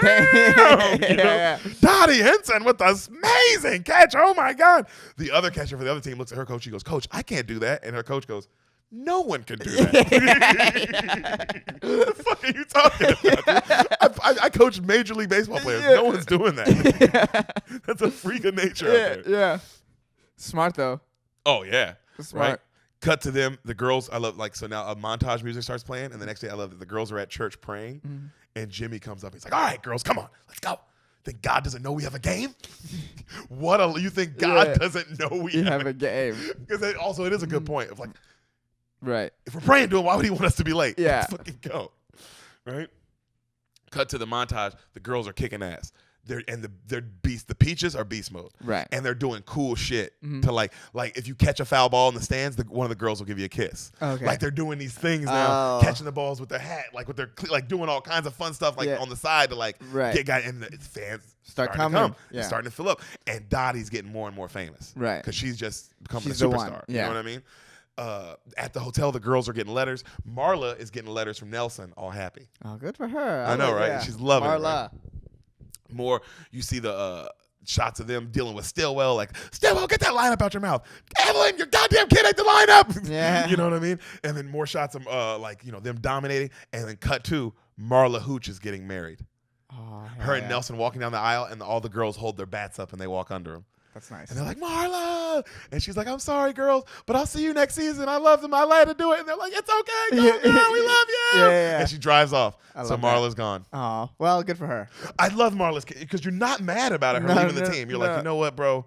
This girl. You got out. You got out of that small, shitty town you were in. You played baseball. You played baseball, and you found love. Like, what more do you want in life? You know? Great story, huh? Yeah, I like Marla. Yeah. Marla's one of my favorites. Yeah. And also at the wedding, you see her dad is so proud, like huge hugs the guy. Didn't care about the baseball. Right. It's like, what a good dad, you know? So we see back to the montage. Mm-hmm. We see Betty Spaghetti making crazy catches in the outfield. Right. Doris roping fucking like liners. You know, Dottie. There's one play where like somebody ropes one out to Doris. She catches it. Somebody ropes one out to Betty Spaghetti. She catches it, ropes it to Doris as the cutoff. Doris throws it into Dottie. Dottie catches it last second, gets hit, holds onto the ball, out. Okay. You know what I mean? You see Kit throw like another no hitter. You know, Damn. just they're dominating. Right. You know? You see the crowd, though, chanting, Dottie, Dottie. And you saw Kit, she's sad. Right. It's always Dottie. Right. You know? Mm-hmm. So, cut to a night game. We see Dottie and Kit on the mound arguing. You don't have a curveball left. What do you mean I don't have a curveball left? Ah, you know, they still win the game. Right. Fireworks going off. Whoop, whoop, right? On the bus that night, Dottie and Jimmy are getting cool. Right. Like they're getting not sexual cool, but like player cool. coach cool. Like you could feel like, you know? Yeah. And she shows him a pic of her husband. And he's like, damn, that's a good looking guy. And they're talking about him. And she's like, yeah. She's like, I haven't gotten a letter from him in 3 weeks. He goes, really? Oof. She's like, yeah, I used to get a letter every week. So, you know, a little nervous. He's like, no, you're fine. He's like, oh, you don't have to worry until you get one of those telegrams. That's when you have to worry. And she goes, don't even say that. Please don't even say that. And he goes, oh my God, I'm sorry. So like, she's like, it's fine. He's like, trust me. He's like, he's probably in combat. Right. Can't mail you right now. It's just, you know, he's good, right? You got to believe that. She's like, you're right. Like real coach player shit. Like, damn. He had to like talk her down. Through her husband's death. Got to talk her down, bro. Yeah. So, because until you know, you got to talk her down. Right. You know? So, he goes, when Bob comes back, you going to keep playing? She's like, oh, no, I'll quit. I'm done. He goes, why? Are you going to quit like that? She's like, yeah. He's like, yeah, but you play like you really love the game. And she goes, yeah, you know, it has its moments. And he goes, does Bob know how good you are? And she goes, how good? She goes, how good I am? How good am I? And he goes, well, you know, you stink. You're pretty lousy. You know, just the best player in the league by far. Right. And then she goes, I don't pay attention to that stuff, which usually the best player does. You know what I mean? Yeah. They're just playing. Right. And then they start talking about if he's ever been married, and then he goes for a drink, and then she grabs it, and she's like, how about this? And she gives him a Coke, and he's like, it's not bad. Not bad, right? Mm-hmm. And they laugh, they bond. Cut to the next game. Kit is getting rocked. Hit after hit after hit, right? Damn. Jimmy, timeout. And Jimmy Dugan heading to the mound. His pitcher, Kit, looking tired today. And then Jimmy walks up. I love this line. He goes, game's getting pretty exciting, isn't it, Kit? She's like, yeah, I know. And she's like, I'll finish it here, though, I promise. He's like, well, when you know, Betty Spaghetti's already starting to jog in. I think she knows. You know, she can come close this out. She's like, I've got this. Coach, I've never been taken out before. I'll finish this game. Ask Dottie. And then he looks over and he's like, what do you think? And Dottie's like, she's battling. And he's like, what do you think? And she's done. She doesn't have a pitch left. She's getting rocked. Take her out. Right. And she's like, Kit throws her fucking mitt at Dottie. Like, right. You motherfucker. Right. You know what I mean? Like, how dare you say some shit like that? Ooh, Kit's got some ego shit going on. You know, Kit needs mushrooms. Because Dottie wouldn't say that if it wasn't true. Real, yeah. You know that. And you got to know that. You got to know that. I'm talking baseball. Right. Also, I said you were battling because I didn't want to say that shit. Right. But he is a coach and he has to do his fucking job. Yeah. You know? So, storms off, right? she has the dugout. You see our boy Harvey, the owner, he's there, and it's sold out crowd now. Right. Like it's packed now. Like they're famous now. You know what I mean? And he's all happy, and he's, Lowenstein's like, thanks, Mr. Harvey, for this opportunity. And Mr. Harvey goes, yeah, it was so good. Thank God we won't need the girls anymore. And he's like, what? He's like, we're winning the war. We won't need the girls next year. And Lowenstein's like, shit. You know what I mean? Like, we just made this thing good. Right. Cut to Betty Spaghetti, strikes him out. Rockford wins. Damn. All right. They're in the that was the game to secure their lock in the playoffs. Right. So they're in now. Right. All right. They're all cheering. They're celebrating. Harvey's smiling. He goes, Lowenstein. It's like, so what are we supposed to do? Harvey, you're gonna send the women back to the kitchen when the men get back? And he goes, I love the owner goes, well, what are we supposed to do? Send the men to the kitchen when they get back from the war? They're gonna play baseball again. Right. He's like, what are you talking about? And he's like, what? These girls are tough. They play with broken fingers. They play double headers. What do you mean? He's like, well, it's over. And he goes, well, let me take over the league. Let me run it. I'll own it. I'll buy it from you. It's a product. He's like, I sold a product when there wasn't, and this is a product. Please let me keep it. Right. And then Harvey's like, no, there's no room for this. And just such a billionaire owner, like, yeah, I'm good. Damn, you can't see all the money you're making? Also, this guy has a passion about it, so right. that's the most important thing. Yeah, this could make me money if who's passionate. Yeah. And then he walks off, and then our boy Lowenstein goes, I think you're wrong, Harvey. You're wrong. And Harvey's like, I'm a billionaire. When have I ever been wrong? Right. So you see Kit and Dottie, they're arguing in the dugout about how dare you tell Jimmy to take me out, right? Mm-hmm. As they're doing this, Doris walks by. And she goes, oh, what's the matter, Kit? You still your big sister won't let you finish the game? And kind of like messing with her, right? Right. Fucking Kit takes her glove, beams her in the back of the head. Bam! Hits Rosie O'Donnell. Rosie O'Donnell turns, takes the water, fucking throws it at her. Kit gets up to fight her, and she goes, don't you fucking start with me, Kit. And they push each other. Don't start. Dottie turns to go walk off, and Kit's like, ah! And she runs and tackles her. They start fucking throwing blows, bro. Right. Her and Rosie O'Donnell. They throwing blows, dog. Right. Break it up. The girls are trying to break it up. You see May run over and Dottie run over, and May pushes Dottie and goes, get your fucking sister, like tell her to act right. And then Dottie goes, who the fuck you talking to about my sister? Don't worry. Like, yeah. You see May back immediately like, right. Okay, you're right. You're still Dottie. All right, yeah. All right, I get it. All right. So they finally, Jimmy breaks it up. He grabs Kit. Kit's still yelling, fuck you, Doris. I'll kick your ass. He takes her and he throws her in the shower. And he's like, cool off. And he cuts the water on. Right. Right. Cut to later on in the locker room. You see Kit sitting there. She's drenched in water. She's just sitting in her dugout, like in her locker. Mm-hmm. And Dottie walks by and she hands her a towel. He's like, here, dry off. And she snatches it. She's like, I still can't believe you took me out today. And then Dottie's like, you acted like a baby today. Yeah, well, you treat me like one. You don't ever back me up. I don't back you up? Really, Kit? Yeah. I don't back you up. Yeah. She's like, yeah, you don't back me up. You never do. He's only here because of you. Kit's going through it, man. That's little sister shit, Like, you back up Betty every goddamn pitch. Always having her back. With me, could have been better. This, could have been that. You know what I mean? And today, when I really needed you, you could have backed me up. Instead of holding me back. I hold you back? What? I hold you back. And Kit's like, yeah, it's just like home. She's like, what do you mean it's like home? She's like, if you're here, I'm not here. And then Dottie's like, what does that mean? She's like, it means I'm wrong. I'm always wrong, all right? I know I'm wrong. You're right. I'm always wrong. God damn. Why you got to be so good? Huh? And Kit storms off. Damn. And Dottie's like, fuck. Like, this is about some deeper sister shit. This ain't even about baseball. Yeah. This is just about our whole lives and how we grew up, clearly. And it's just coming out in the locker room. Right now. Oof. So Dottie's in the locker room by herself at the end, and she's packing up. Right. Lowenstein comes in. He's trying to talk to her. He's like, hey, Dottie, you want to see how my best player's doing? And Dottie's like, I'm quitting. I'm going home. And he's like, whoa, Dottie. Oh, my God. With the news I got today, we definitely can't lose our best player right now. Like, please, right. I need you. You're the face of the league. Right. You're my LeBron. I can't. Right. This is crazy. Right. And she's like, I got to go. I'm sorry. And she's crying. She's like, it's personal. And he's like, well, I can fix that. What is it? Is it one of the girls on the team? Is it May? Is it Doris? And he looks at the locker and he sees Kit's name. Mm-hmm. He's like, it's Kit.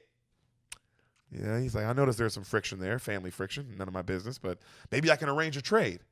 And then Dottie goes, trade me or whatever, but figure it out by tomorrow or I'm gone. She storms out the locker room. Right.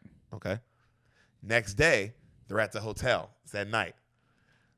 The girls are all getting ready for bed. You see May is like talking about she's about to go on a date. Kit, boom, busts in the hotel. She's got a baseball in hand. Where's Dottie? One of the girls like, she's over there. Dottie's over there hanging out with the other girl. She walks up, takes the baseball, throws it as hard as she can, and breaks the window right by her head. Right. Everybody's like, yo, what the fuck? You bitch. Dottie's like, what are you talking about? I've been traded to Racine. I didn't say that. I told him to trade me. I said trade. Oh, yeah, like they're going to trade the fucking Queen of Diamonds? God, you suck. And she runs off. Kit, oh, my God, I'm sorry. Kit, just leave me alone. Yeah. Kit. And then she's like, Kit, you know I didn't mean that. I was getting too good, huh? I knew it. I knew if I was getting too good, you'd do something to push me down. And she slams the door in her face. Jesus Christ. Yeah. Kit. And so now the rest of the team's all looking up, and Dottie looks at the team, and she busts in Kit's room, and she slams the door, and she's like, oh, Kit, blow it out of your rear end. I got you in this league, God damn it. If it wasn't for me, you wouldn't even be here. And then she goes, if it wasn't for you, you wouldn't even be here because I don't even want to be here. And then Kit goes, well, then why are you even still here? And Dottie's like, it's a good question. Right. You don't want to be here so much. The fuck you here for? Right. And then she's like, look, I just cut to, you hear them talking, right? All the girls outside are listening. Right. Because this is hot drama. Oh, it's the face of the league. Right. Arguing with her sister. Right. Real quick, do you need to charge your laptop? 9%? Yes. Let's see. Let's go. Okay. Let's go. I think we'll make it. What do you think? I think there's a chance. All right. Let's go. I'm going to watch it. This will be a buzzer beater. This will be a buzzer beater. Yeah.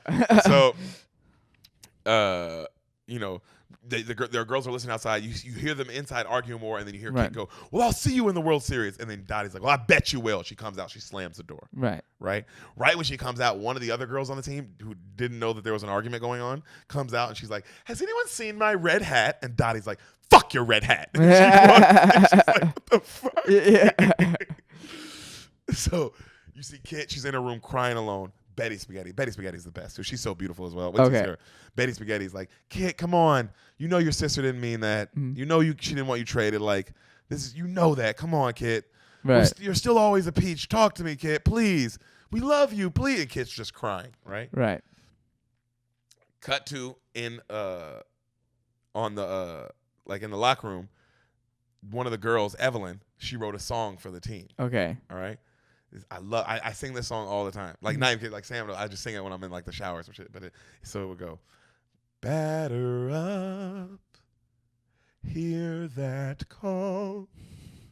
The time has come for one and all. And then all the girls harmonize to play ball. Oh, okay. Dun, dun, dun, dun. We're the members of the All-American League. We come from cities near and far. We got Canadians, Irish ones and Swedes. We're all for one. We're one for all. We're all Americans. Each girl stands, her head so proudly high. Her motto, do or die. She's not the one to give and do an alibi. And then the song keeps going right about like how they're just badass baseball players, right? And they're singing. And then right then Jimmy comes in. He's like, all right, enough singing. Get still well away from that. I don't know what he's doing, but get him away from that. Yeah. He's like, okay, girls, listen up. I just read today, if we win, we get in the World Series. And apparently if we win and get to the World Series, World Series. Okay. They say it in this. Okay. I get a bonus. So let's play smart. Let's play hard. And let's play good, right? And then right then you hear, do. It's a knock on the door. Right. And he's like, all right. They open the door, and it's a guy. And he's like, excuse me, telegram from the War Department. Oh, God. Telegram from the War Department. And the guy, everybody, the whole room, obviously. Okay? And you see Jimmy's face get serious. And the guy is an absolute dick. He's like, oh, God damn it. They forgot to put the name on it. You'd think they'd make it a little more personal to tell you one of your husbands died. Well, I guess I'll have to go back and figure it out. All right, have a good day, ladies. And then Jimmy goes, hey, come here. And the guy goes, what do you mean? He goes, give me that. He goes, oh, I can't give you that. There's no name on it. He goes, give it to me right now. So I can't give you this. No name on it. I'll come back. He grabs it and then takes the nigga and obviously like almost punches him and like checks him on the wall and then throws him out. Because like, hey, bro. Hey, this is someone's husband. I'm about to break the worst news in the world to somebody. What the fuck are you doing, dog? Right. You're gonna come back? Yeah. What do you mean? I gotta get what? So it's quiet. Jimmy opens the letter. He reads it, and he's like, he starts walking past them, right? One girl, after he walks past, literally runs out. Like, she was like, couldn't even handle it. You know what I mean? Right. And he keeps walking, and he's walking toward our girl, Dottie. Yeah. Dottie's like, and he keeps walking towards her. And then right when he gets towards her, sitting next to Dottie is Betty Spaghetti. And he goes, I'm sorry, Betty. No! Fuck. Charge, no! Oh, God. Just like that, like out. The team's like holding her. Right. Dottie's like, because she, you know what I mean? So she's going through two things. Right. You know what I mean? The team's, Jimmy has to like pick her up and they have to carry her out as she screams her husband's name. Damn. And that's how Betty Spaghetti's season ends. Damn. Damn. Fucked up, huh? Damn. And then this nigga Jimmy Dugan, this is sports. Mm-hmm. He has to go. He wipes his face. He's like, all right, girls, come on. We got a game to play. And you see all the girls, bro, just start lacing up their cleats quietly. Great shot. Still shot on that. Unbelievable. Fuck. Unbelievable. All right, son, we're not going to make it. Yeah. Yeah. Can you keep talking while I grab the charger? Okay. Keep the beaters I'll take it. Let them know how you feel so far about the movie. Yeah. So far I liked it. Little more dead husbands than I'd like, but you know, that happens in these war movies. It's crazy that like people just played baseball and they had to be like, oh, my husband might die. That's like a wild thing. Like like you gotta turn a double play and then your husband is in Iwo Jima at the same time. Like that's such a heavy experience. Oh man, it's wild. I'm interested to see what it's gonna be like what causes the rift here in between Dottie and, or like, you know, because you know Dottie and her sister haven't talked in years. They set that up at the beginning. So like what causes that rift, like it to deepen even more, you know?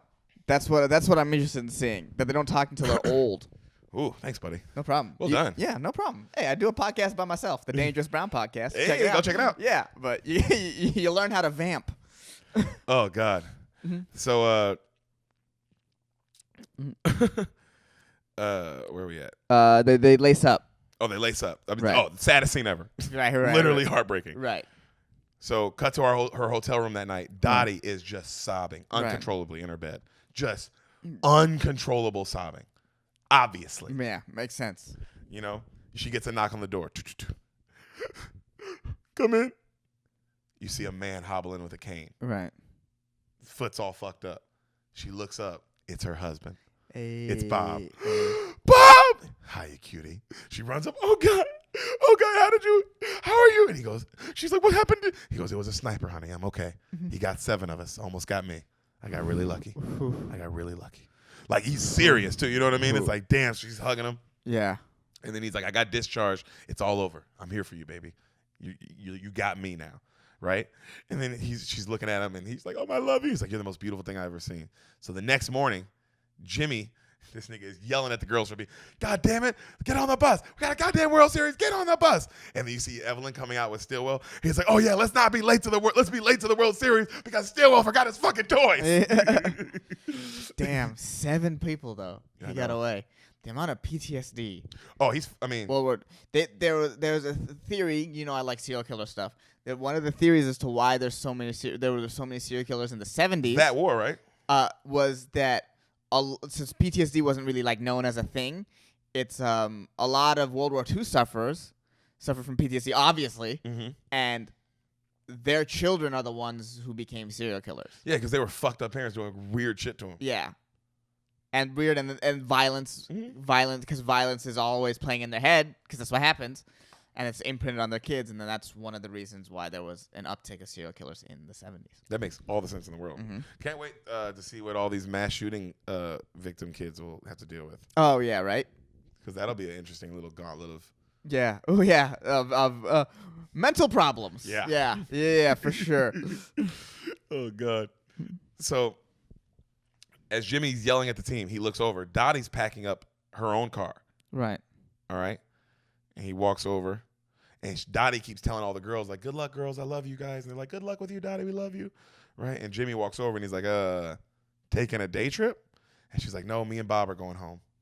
And he's like, the fuck? Right. And he gets real mad. He's like, he's like, I can't believe I really thought you were a ball player. And she's like, well, you were wrong. He's like, was I? Was I? And she's like, it's only a game, Jimmy. All right? I have Bob. I don't need this. I don't want this. And he goes, let me tell you something. I gave away 5 years of my career to drinking. And there's not one day I wouldn't give back to have any of those days back. Are you kidding me? He goes, we're different. We are different. This is what we do. And then she doesn't say anything. He goes, oh, you're chicken shit, Dottie. You're a chicken shit. He goes, you want to go make 100 babies? Fine. Go to Oregon, have 100 babies. But sneaking out on your team and quitting like this? And Dottie's like, it just got too hard. And he goes, it's supposed to be hard. Yeah. If it wasn't hard, everyone would do it. The hard is what makes it great. And he walks off. Damn. He's right. Damn, he's not wrong. He's not wrong. You ready, Ehsan? Yes. The Women's World Series. Yes, I think that's why it's allowed to be the World Series. Yeah. Yeah, Women's World Series. Women's. Game 1. Peaches versus Racine. All right? Racine wins the first game in the news clippings 10-1. Blow them out. Then beat them again in a close one 6-3. Then the Peaches win. They kind of blow them out. Right. Then Racine wins again, up 3-1 in the series. Right. Peaches blow them out, get 3-2. Oh, shit. Racine about to blow 3-1? Peaches win a game winner in game 6. Damn. It's series tied 3-3. Damn. Game 7. Damn. Right? Sold out. I mean, bro, crowd is insane. They showed all the clippings and like the highlights of the game. So, I mean, each one was crazy. So the build up to this, it was beautiful. They montage it beautifully. Okay. You know? Game 7. Jimmy comes in the locker room. All right. Okay, outfield play deep. Alice, you got your leading off. All right, if their leadoff gets a bunt, no, he said, if their leadoff gets on base, you know that second is going to bunt. Be ready. Right. All right, now everybody, let's get down. Let's pray. Team gets down. He goes, Lord, how will be thy name? May our feet be swift. May our bats be mighty. May our balls be plentiful. Lord, I'd like to thank you for that waitress in South Bend the other night. You know I needed it. And God, these are good girls, and they work hard. Help them see it through. Amen. Go Peaches! All right. So cut to it, sold out crowd, national anthem's playing, 1 game's left. Right? You hear the announcer going, can you believe it? The first Women's World Series, a Game 7 championship. This is unbelievable. Insane. Someone's going to walk out of here champions of the league, and someone else is just going to walk out of here. Nice. Good line. Bro, Good broadcaster line. I thought about that shit every championship game I've ever played in my life. Yeah. I always think about that line. Someone's going to walk out champions, and someone else is just leaving. Out. Yeah. Damn. That shit, when you playing in a championship game at any level, bro, that shit hits, fool. Because it's like, damn, someone's leaving with that trophy and that feeling, and someone else is leaving. Right. So that's what makes sports so perfect, huh? The genuineness of it. It's real. It's real. It's real drama. And learning to be the one who loses is just as important as learning. Like, it's so important. Yep. It's a Steph Curry quote. You can, if you don't fall, how do you know how to get back up? You won't. That shit is crazy. Just walking around all day. Yeah. Like a fucking loser. Yeah. So Jimmy, the coach, Ellen Sue's gonna be pitching, so she's warming up on the mound. He goes, Ellen Sue, how you feeling? You feeling good? She's like, feeling good, coach. Feeling good, looking good, Ellen Sue. All right. Alice, you tell me if Ellen Sue doesn't have it, all right? Yeah. Alice, if Ellen Sue doesn't have it, you fucking tell me immediately. Yeah. I need to know ASAP. You got me? Alice, you got me? And then Dottie gets up. She's like, yeah, I hear you. You're screaming. He goes, what the hell are you doing here? She's like, what? Thought I'd come, play. He's like, you came back. She's like, yeah, we got to Yellowstone and turned back. I'm no quitter. Well, you quit for 6 games. Yeah, you're a quitter. Yeah, you're so this is not a one and done, baby. Yeah, fucking relax, Dottie. We could have lost in game 5, bitch. And it would have been over, and you would have just been in Yellowstone. So, hey, this, just so you know, we came back 3-1. That was us. Yeah, that was us. The fuck out of here. Yeah. We don't need you. Yeah, if I was Alice, I'd be mad. I'd be the fuck? You left. Yeah, I know you're the best player in the league, but suck my dick. Yeah, you quitter. So, he goes, Jimmy goes, well, who said you can play today? Alice has been catching the last 6 games. Mm-hmm. She looks pretty good. Right. They turn around. Alice is like this. Like, bro, she's beat up, bro. Yeah. And he goes, she goes, well, I mean, if you don't want me to play, I won't play. And she starts taking her catcher shirt off. Right. He goes, well, I mean, you're already dressed. You're here.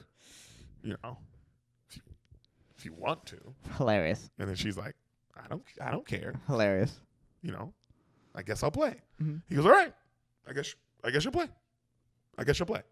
And he walks off, and he's smiling, and she goes, hey, Jimmy. And he turns, and she goes, you look like shit. And then she gets back down in her catcher's stance, and he goes, we're going to win. Yeah. We're going to win. And then right then, Stillwell is like across the dugout, and he's like, you're gonna lose. You're gonna lose. You stink. And then Jimmy's like, and he grabs a mitt, and he fucking decks him. Bow! He's like, oh, I got him! Yeah!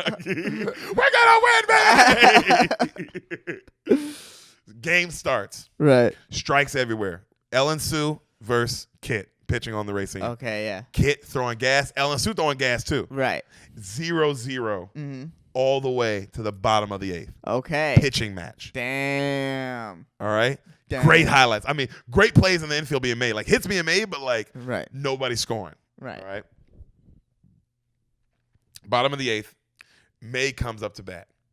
I mean, no, bottom of the 8th, I'm sorry. May makes an unbelievable catch. Right. She makes an unbelievable catch. So 2 outs. They're down, 2 down, 1 on base. Okay. Okay.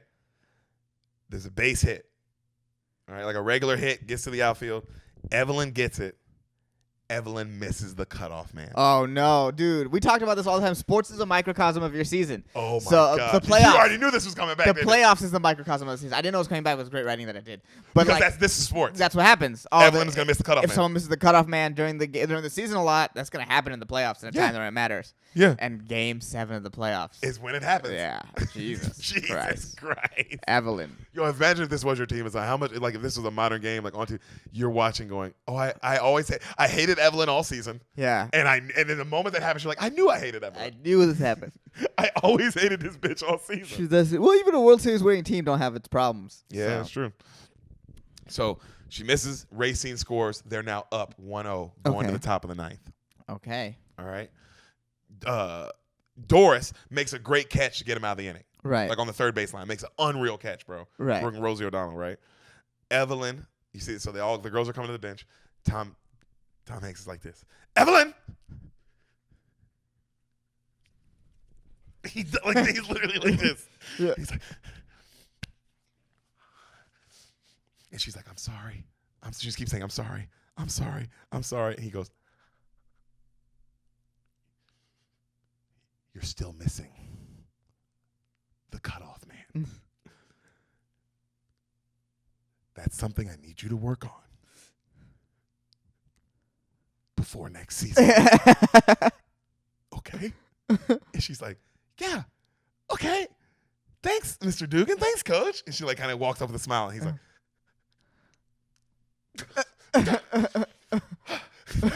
like, bro, you see this nigga like he's such like it's like, yo, I can't imagine a coach. Oh like, God, how do I not kill this bitch? Yeah, right, right. Oh my God.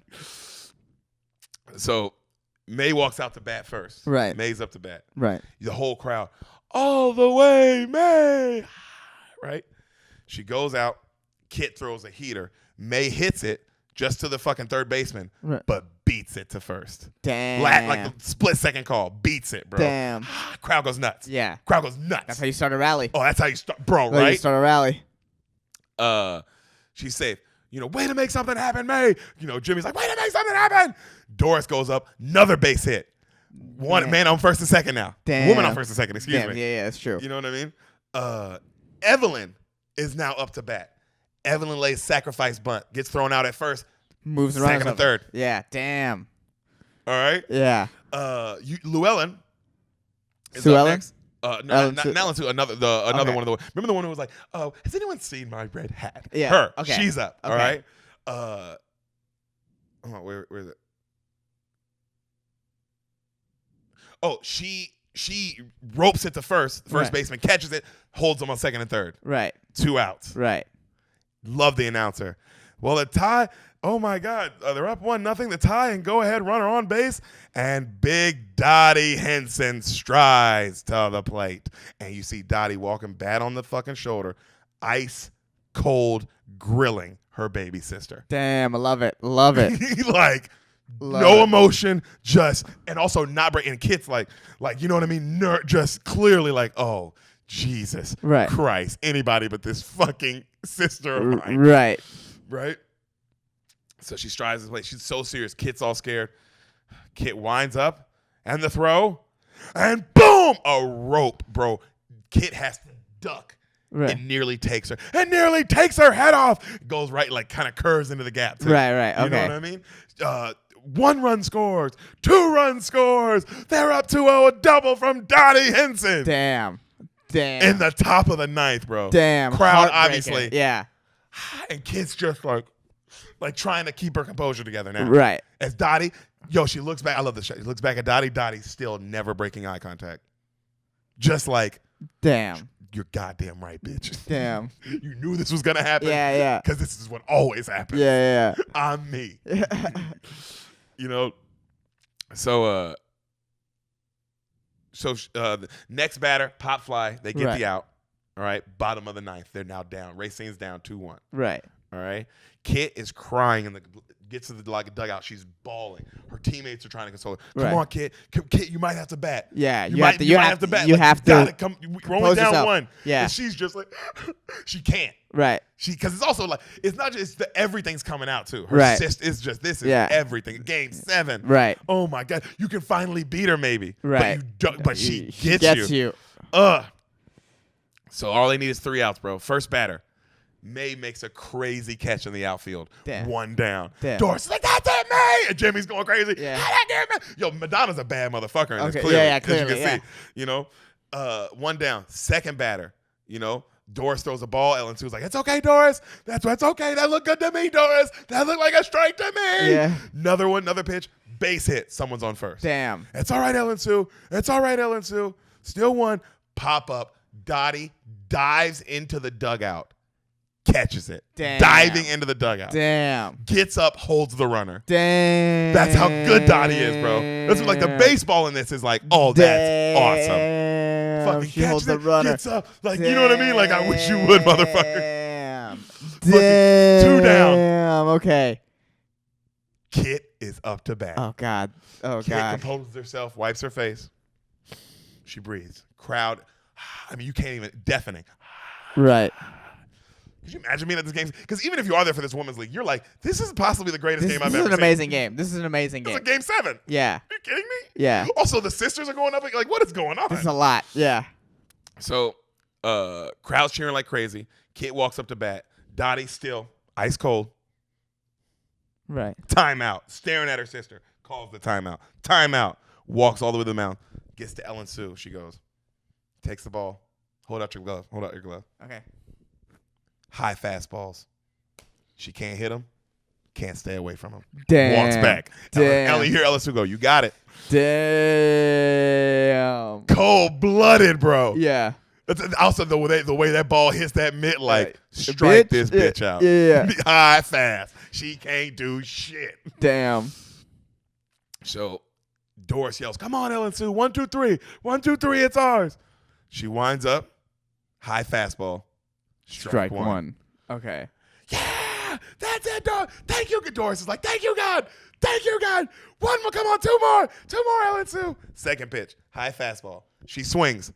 Strike 2. Oh, damn. You got this, Ellen Sue.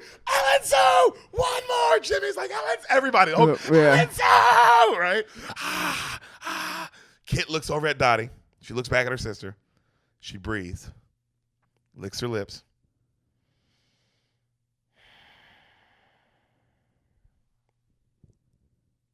Pitcher winds up. High fastball. Kit connects, nigga. Whoa! Oh, no. Kit fucking connects. No, bro. Yeah, she does. Yes, even Dottie throws something.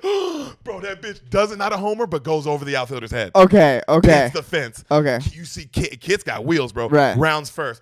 Base runner scores. Tie game. Right. Kit rounds second. Right. She's now rounding second. Evelyn gets it, hits the cutoff man. Right. She gets her job done. Cutoff man throws it into third. She's already at third. Coach is saying stop. Kit rounds third. Runs past it. They wheel it in. Jimmy, get it in. Slow motion. Kit's coming home. Dottie catches it. Gets in front of the plate.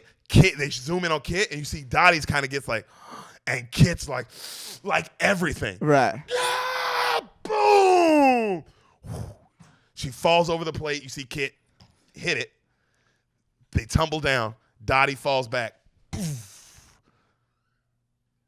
Ball pops out. No. Racing wins. Racing wins. Cat.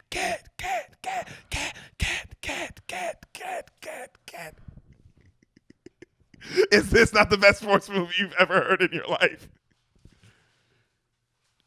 Oh my They God. lost. They lost the game 7. I had a feeling that they'd lose, but just like the way it came, yeah, a little bit. I know. I feel you. Where you're like, Dottie's not gonna lose this. Yeah, this is the type of thing that happens in these sports movies where the team you root for loses.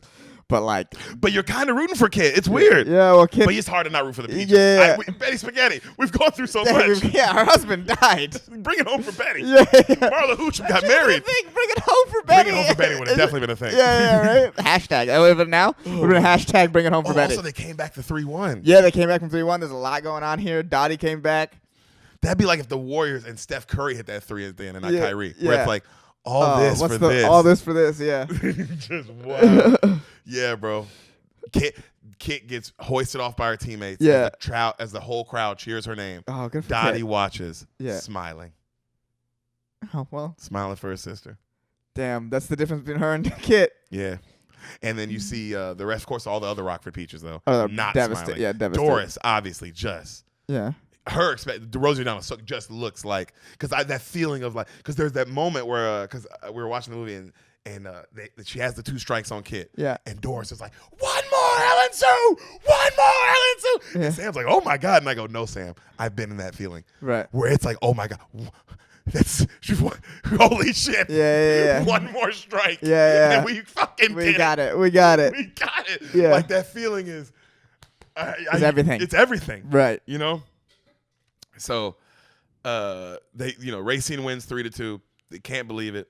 Kit just basks in her moment. Mm-hmm. Lowenstein looks to Harvey and he's like, all right. And then Harvey goes, stick with it. You got something. Yeah, clearly. It's one of the most exciting games of all time. It's sold out too. Also, like, dude, business-wise, how is this bad? Yeah. There's a face of the league. We have a face of the league. Right. We got that lost. So there's like a storyline. And the sister beat her. Yeah. There's you have storylines and you have intrigue. Oh, everything. Yeah, sports is just soap opera for men. Oh yeah. So all it is. So Peaches are sad they're in the locker room. May comes up to Dottie, who's devastated in her locker, obviously. Right. And I love because May had a game, bro. Right. If you go back and watch it, it's like, damn, May had a crazy good game. Right. She's like a lot of the reason they were in the game. Right. She's like, Dottie, it's all right. You did everything you could. You're still the greatest. And Dottie's like, thanks. She sits there. She comes out later. Kit is out there signing autographs. Hell yeah. So happy. Hell yeah, good for Kit. All the girls are wanting to be like Kit, Mm-hmm. And Dottie's watching her sister. And then finally Kit comes over and she's like, hey, sorry I knocked you over. And then Dottie's like, no, you're not. And Kit's like, well, you were crowding the plate. What did you want me to do? Mm-hmm. And Dottie's like, hey, you beat me. You beat me fair and square. You wanted it more than I did. And then Kit's like, damn, thanks. Well, I jammed my shoulder if it makes you feel any better. And Dottie's like, yeah, a little bit. And they smile. And then she's like, well, me and Bob are about to drive back to Oregon. You want to come with us?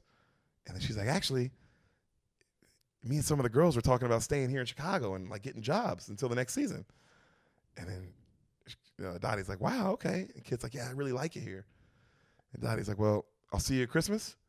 And Kit's like, I don't know, but I mean, I'll see you next season, right? And then Dottie's like, no, I won't be here next year. I'm done. She's like, what? She's like, yeah, me and Bob are gonna get married. We're having kids. Like, we're married. We're gonna have kids. It's over. Yeah. We're getting a house. And she's like, what? She's like, you can't leave this. You'll miss it. She's like, what do you mean I'm miss it? I'm gonna miss the double headers. I'm gonna miss the hurt knees. I'm gonna miss the long practices. I'm gonna miss the long hours and the trips on the bus and all that shit. And then Kit goes, yeah, all that. Yeah. And then Dottie goes, yeah, I'll tell you what I'll miss, Kit. I'll miss you. I'll miss my sister. And the Kit's like, what? She's like, yeah, how many sisters do you think I got, girl? Come here. She gives her a hug and Kit's like starts, because that's it. That's all she wanted. She's like, really? And she's like, yeah, I love you. I love you too. You know, and they're just hugging. She's the only reason. You're the only reason she's in this league. She don't care about. Like, she's great at baseball, but she don't really care about it as like you do. No, she's here for you. Yeah, Like, she's here for you. Your big sister. I know you feel, but she loves. Clearly, your big sister loves you more than anything. Yeah, more than the game. That's why I told you this movie's not even about the baseball. Right. It's about this. Right. So, Kit goes, "Thanks for getting me in the league, Dottie." And Dottie goes, "You got yourself in this league. I got you on the train." Oh, god damn, Dottie's badass. Because that's the truth. That's the truth. I got you on the train. You still had to try out. You had to have heat. Yeah, you got gas, girl. Yeah. You won the fucking World Series today. You clearly can ball. Yeah. You know. And so she goes, "Dang." She's like, "Thank you." And she goes, "I'll come visit you every once in a while. Come hit line drives at your head or something." Right. And Kit smiles. She's like, "I love you." She's like, "I love you too." And then she goes, Kit goes, "You're going to miss this," as she's walking off. She's like, "I don't care what you say. You will." Mm-hmm. Right? So you see Jimmy, he says bye to Dottie and how he's going to stay and coach the team. Right. Like he fell in love with all the girls too. Right. So you see Dottie watching her team get on the bus, and she sees Kit go to her bus. And Kit's about to get on. She goes, "Hey, Kit." Kit looks over. "Lay off those high ones. I like the high ones." Mule, nay. And they get on the bus. And then you hear the background of the girl singing, "We're the members of the All-American League. We come from city." Fade back in. Right. Old Dottie at the field watching the old women play. Right. You know what I mean? And you hear a whole old woman go, "No, that's her. May, I'm telling you that's her." "No, Doris, that's not her. Look, watch this. Dottie." And you see a ball coming right at her, and Dottie goes, "Ksh. I told you it was Dottie." She's like, "What's up, Doris?" "Ah, Dottie!" And they all run, and bro, this shit, oh my God, makes you just fucking, because they're just old women. Mm-hmm. And they're hugging, and they're like, "Oh, look at everybody, look who it is, it's Dottie." Mm-hmm. All the girls go crazy, obviously, because even if you didn't play you heard about this bitch. Yeah. Like, yo, there was a girl who only played 1 year. She's kind of the one who made the league popular. She is the one. Yeah, she is the one. Yeah. The Queen of Diamonds yeah. was her nickname. Yeah. So she's like, she goes down the line of all the girls, and she's like, "Oh my God, all the way, May." And she's like, "I haven't been to call that in ages." And she's like, "Hey, Dottie, it's me, Shirley Baker." "Shirley Baker!" And she hugs her, and she's like, "Hey, Dottie, Betty Spaghetti." And then Ellen Sue, by the way, still drop dead gorgeous. Hilarious. The casting, me and Sam talked about this. The casting of the old women, you would have thought they just make up everybody. Looks like Madonna, looks like Rosie O'Donnell, looks like Geena Davis, looks like Ellen Sue, looks like Betty Spaghetti. Insane how well they do this. Crazy. So finally she says, and then right then a shy girl walks up at the end. "Hi, Dottie." And then Dottie looks at her, and she's like, "You don't remember me?" "Marla Hooch." "Dottie!" And they hug. And she's like, "Oh my God, Marla, it's so good to see you. How's Nelson?" She's like, "He's good, still married. That's my baby, you know." She goes, "How's Bob?" And then Dottie goes, "Bob." And she goes, "Oh, I'm sorry, when?" And she's like, "Last spring." And she's like, "I'm so sorry." She's like, "Well, it's good to see you." And they hug. Cut to the girls all coming up to the Hall of Fame. Okay. All right? They're walking up to the Hall of Fame. Dottie's looking over everywhere like, holy shit, right? And then she's looking at everything, and then a lady goes, "Hey, Dottie, you see that young man over there?" She looks over. It's this guy over there. She's like, "Yeah." She's like, "You don't remember who that is?" She walks over to him, and the kid's like, "Do you remember me, Miss Dottie?" And she's like, and he goes, "You're gonna lose." And she goes, "Oh, Stillwell Angel." And he goes, "Hi." And she goes, "Where's your mom?" And he goes, "Mom died a few years ago." Damn. And he's like, "I'm sorry." And bro, this shit, she goes, "Your mother was a great lady and a damn better baseball player. Like an even better baseball player." And he goes, "Yeah, I owed it to her to be here. She always told me this was the best time in her whole life." Damn. Bruh. Damn. So they have a thing up for Jimmy Dugan, obviously in the Hall of Fame. Who's in the Hall of Fame? Obviously, he passed away. Right. He's dead at this point. So they're walking past all that. And then you hear, "Ladies, it's a pleasure to welcome you to the first ever women inducted into the Hall of Fame. And now," and they're about to cut to the strings opening the first ever Women's Hall of Fame. Right. And Doris goes, "Wait, Mr. Lowenstein," who's still alive. He's like they have an old man playing him. Yeah. "You should cut the ribbon. If it wasn't for you, none of this would have happened. You kept the league going." He's like, "Thanks, ladies." He goes, "Well, ladies, it's my honor." And he cuts it. Everybody cheers. They walk in, right? Mm-hmm. You see like old pictures of all the women everywhere and all this cool shit, memorabilia. And you see the John Lovitz, he's like an old man, but his character's still alive. He's looking at pictures of himself. The girls are going through all happy and so many great shots. And you see Stillwell looking at his mom, like tearing up, and like somebody gets a great picture of him next to his mom, and he's like all proud, you know? And we see Dottie and Kit in a picture all happy together. Right. And Dottie's looking at it. And then Ellen Sue stands up and she's like, batter up. Oh, damn. Hear that call. The time has come for one and all. And then all the ladies to play ball. Right. And they all start singing, we're the members of the All-American League. And as they're singing, and Dottie's looking at the picture of her sister, we see older Kit walk in. Hell yeah. Huge family. Like, older Kit has like 10 kids, 30 grandkids, and they're all with her, right? Right. You know? And they're coming in, they're like, Grandma, that's you! And she's like all smiling and stuff. Yeah. And she looks over, and it's Dottie, and she's like, and they see each other, and they both start crying, and they just hug. And she's like, I'm so glad you came. And then all the women go, let's take a picture of the original Rockford Peaches. And they all take a pitch, and it's the same picture that they took when they were younger. Right. And the camera zooms in on old Dottie and Kit up to young Dottie and Kit. A league of their own. Ooh, what a good movie. I thought you'd like that one. What a good movie. I like a good happy ending. Even though the game didn't go how you wanted it to. Yeah. I know you were going for the peaches. Yeah. Oh, man. That's a good ending. Makes me happy. It's a... Thank you for a happy movie and not a heavy, sad one. No. I had to give you a classic sports movie that you need to watch. Yeah. You know? That you gotta watch, man. Who's your favorite character on it? I mean, Dottie. The splits. Dottie does the splits, dude. The splits. That's the craziest part. She's so cool and calm and collected too. Whole movie. Right. You know what I mean? Because it's not just that. Because I was telling Sam this. It's like Kit, the depth of the characters and the growth is amazing. Right. But Kit, it's not just that her sister's beautiful. It's not just that her sister is the best baseball player and the best at everything. Right. It's her sister's always calm. Right. Always got it together. Right. Always the leader of the like. You know what I mean? It's clearly like, oh, this is some other shit. Right. And you needed to just. That's why she's like, she's like, yo, I need to go to Chicago. I need to be my own person. Right. I can't be here in Oregon just being in your shadow. Right. My whole fucking life. She wasn't wrong. No. And yo, also, I love this. So Dottie says she only wants to play baseball because she wants to go have a big family, have a bunch of kids. Dottie only has one kid. Right. With the 2 grandkids. Oh, you're right. Kit has like 10 kids with like 30 grandkids. Right. Damn, those two things weren't mutually...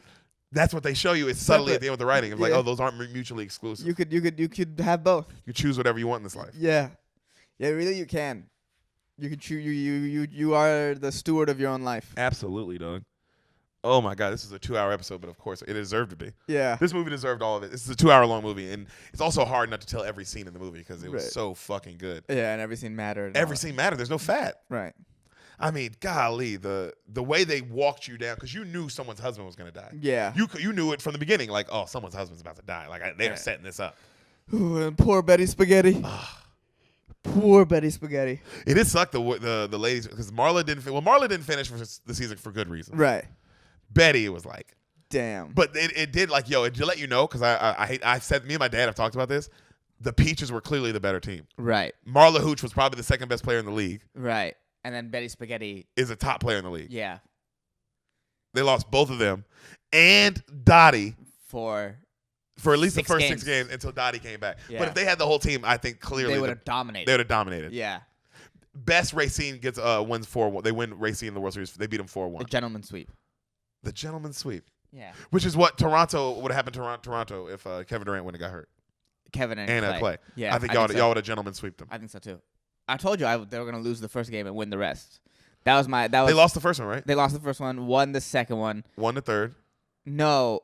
KD got hurt in the third. KD got hurt in the third.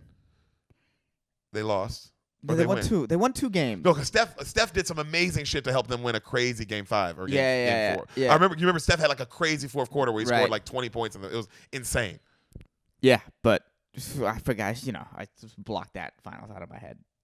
Well, yeah. Well, that finals, at least it wasn't like the 2016 where y'all lost. It was like that one is like, man. I mean, you lost two of your best players. It was just boring too. After that, you know what I mean? Like it wasn't. That's not true at all. The game 6 was unbelievable. Yeah, you remember how crazy Steph went and kept it close? And it was like everybody down to was the last shot. And if they would have hit that shot and Steph would have sent it to game 7, it was like, is he good enough to win this on his own? That would have been the whole narrative. And so Steph is nuclear hot right now. That's what I'm saying. I was like, I disagree with you there that it was boring. That's fair. It wasn't. I mean, I'll say this: it was gonna be boring if you guys didn't get hurt. Yeah. It's you guys getting hurt is what made it exciting. That's a fair point. That's actually a fair point. Oh man. But Rockford Peaches, huh? Yeah, for real. What'd you think of Tom Hanksy? Oh, he was great. This is great. Yeah. This is a funny movie. Yeah, no, right? It's really comedy. The comedy writing in it, they really did a well job. They got Lovitz and Rosie O'Donnell. They got comedians in this. And then Tom. Tom can do sort of anything. Yeah. Comedic acting for sure. Yeah. So, my God, what a movie. Yeah, definitely you should watch that one, buddy. You love that. That's a sports movie you genuinely would love, my man. I'm gonna do that. Yeah. Hope you Beaners, Bean Mafia, Beaners, and Infidels enjoyed it. Yeah. We did this. This was a like I said, this was a classic kind of. Yeah, this was a classic. Spoil the Beans. Yeah. So I hope they enjoyed it. Hope you enjoyed it, buddy. Yeah. And we'll see you when you get back to Austin, brother. Yeah, we'll be back sometime next week. I think May. I'm trying to be back by May 1st. Okay. So I don't know when that is. But the Bean Mafia will see you when you get back. Yeah. That's a good point. Listen to Dangerous Brown. Peace. Damn, what a fucking movie.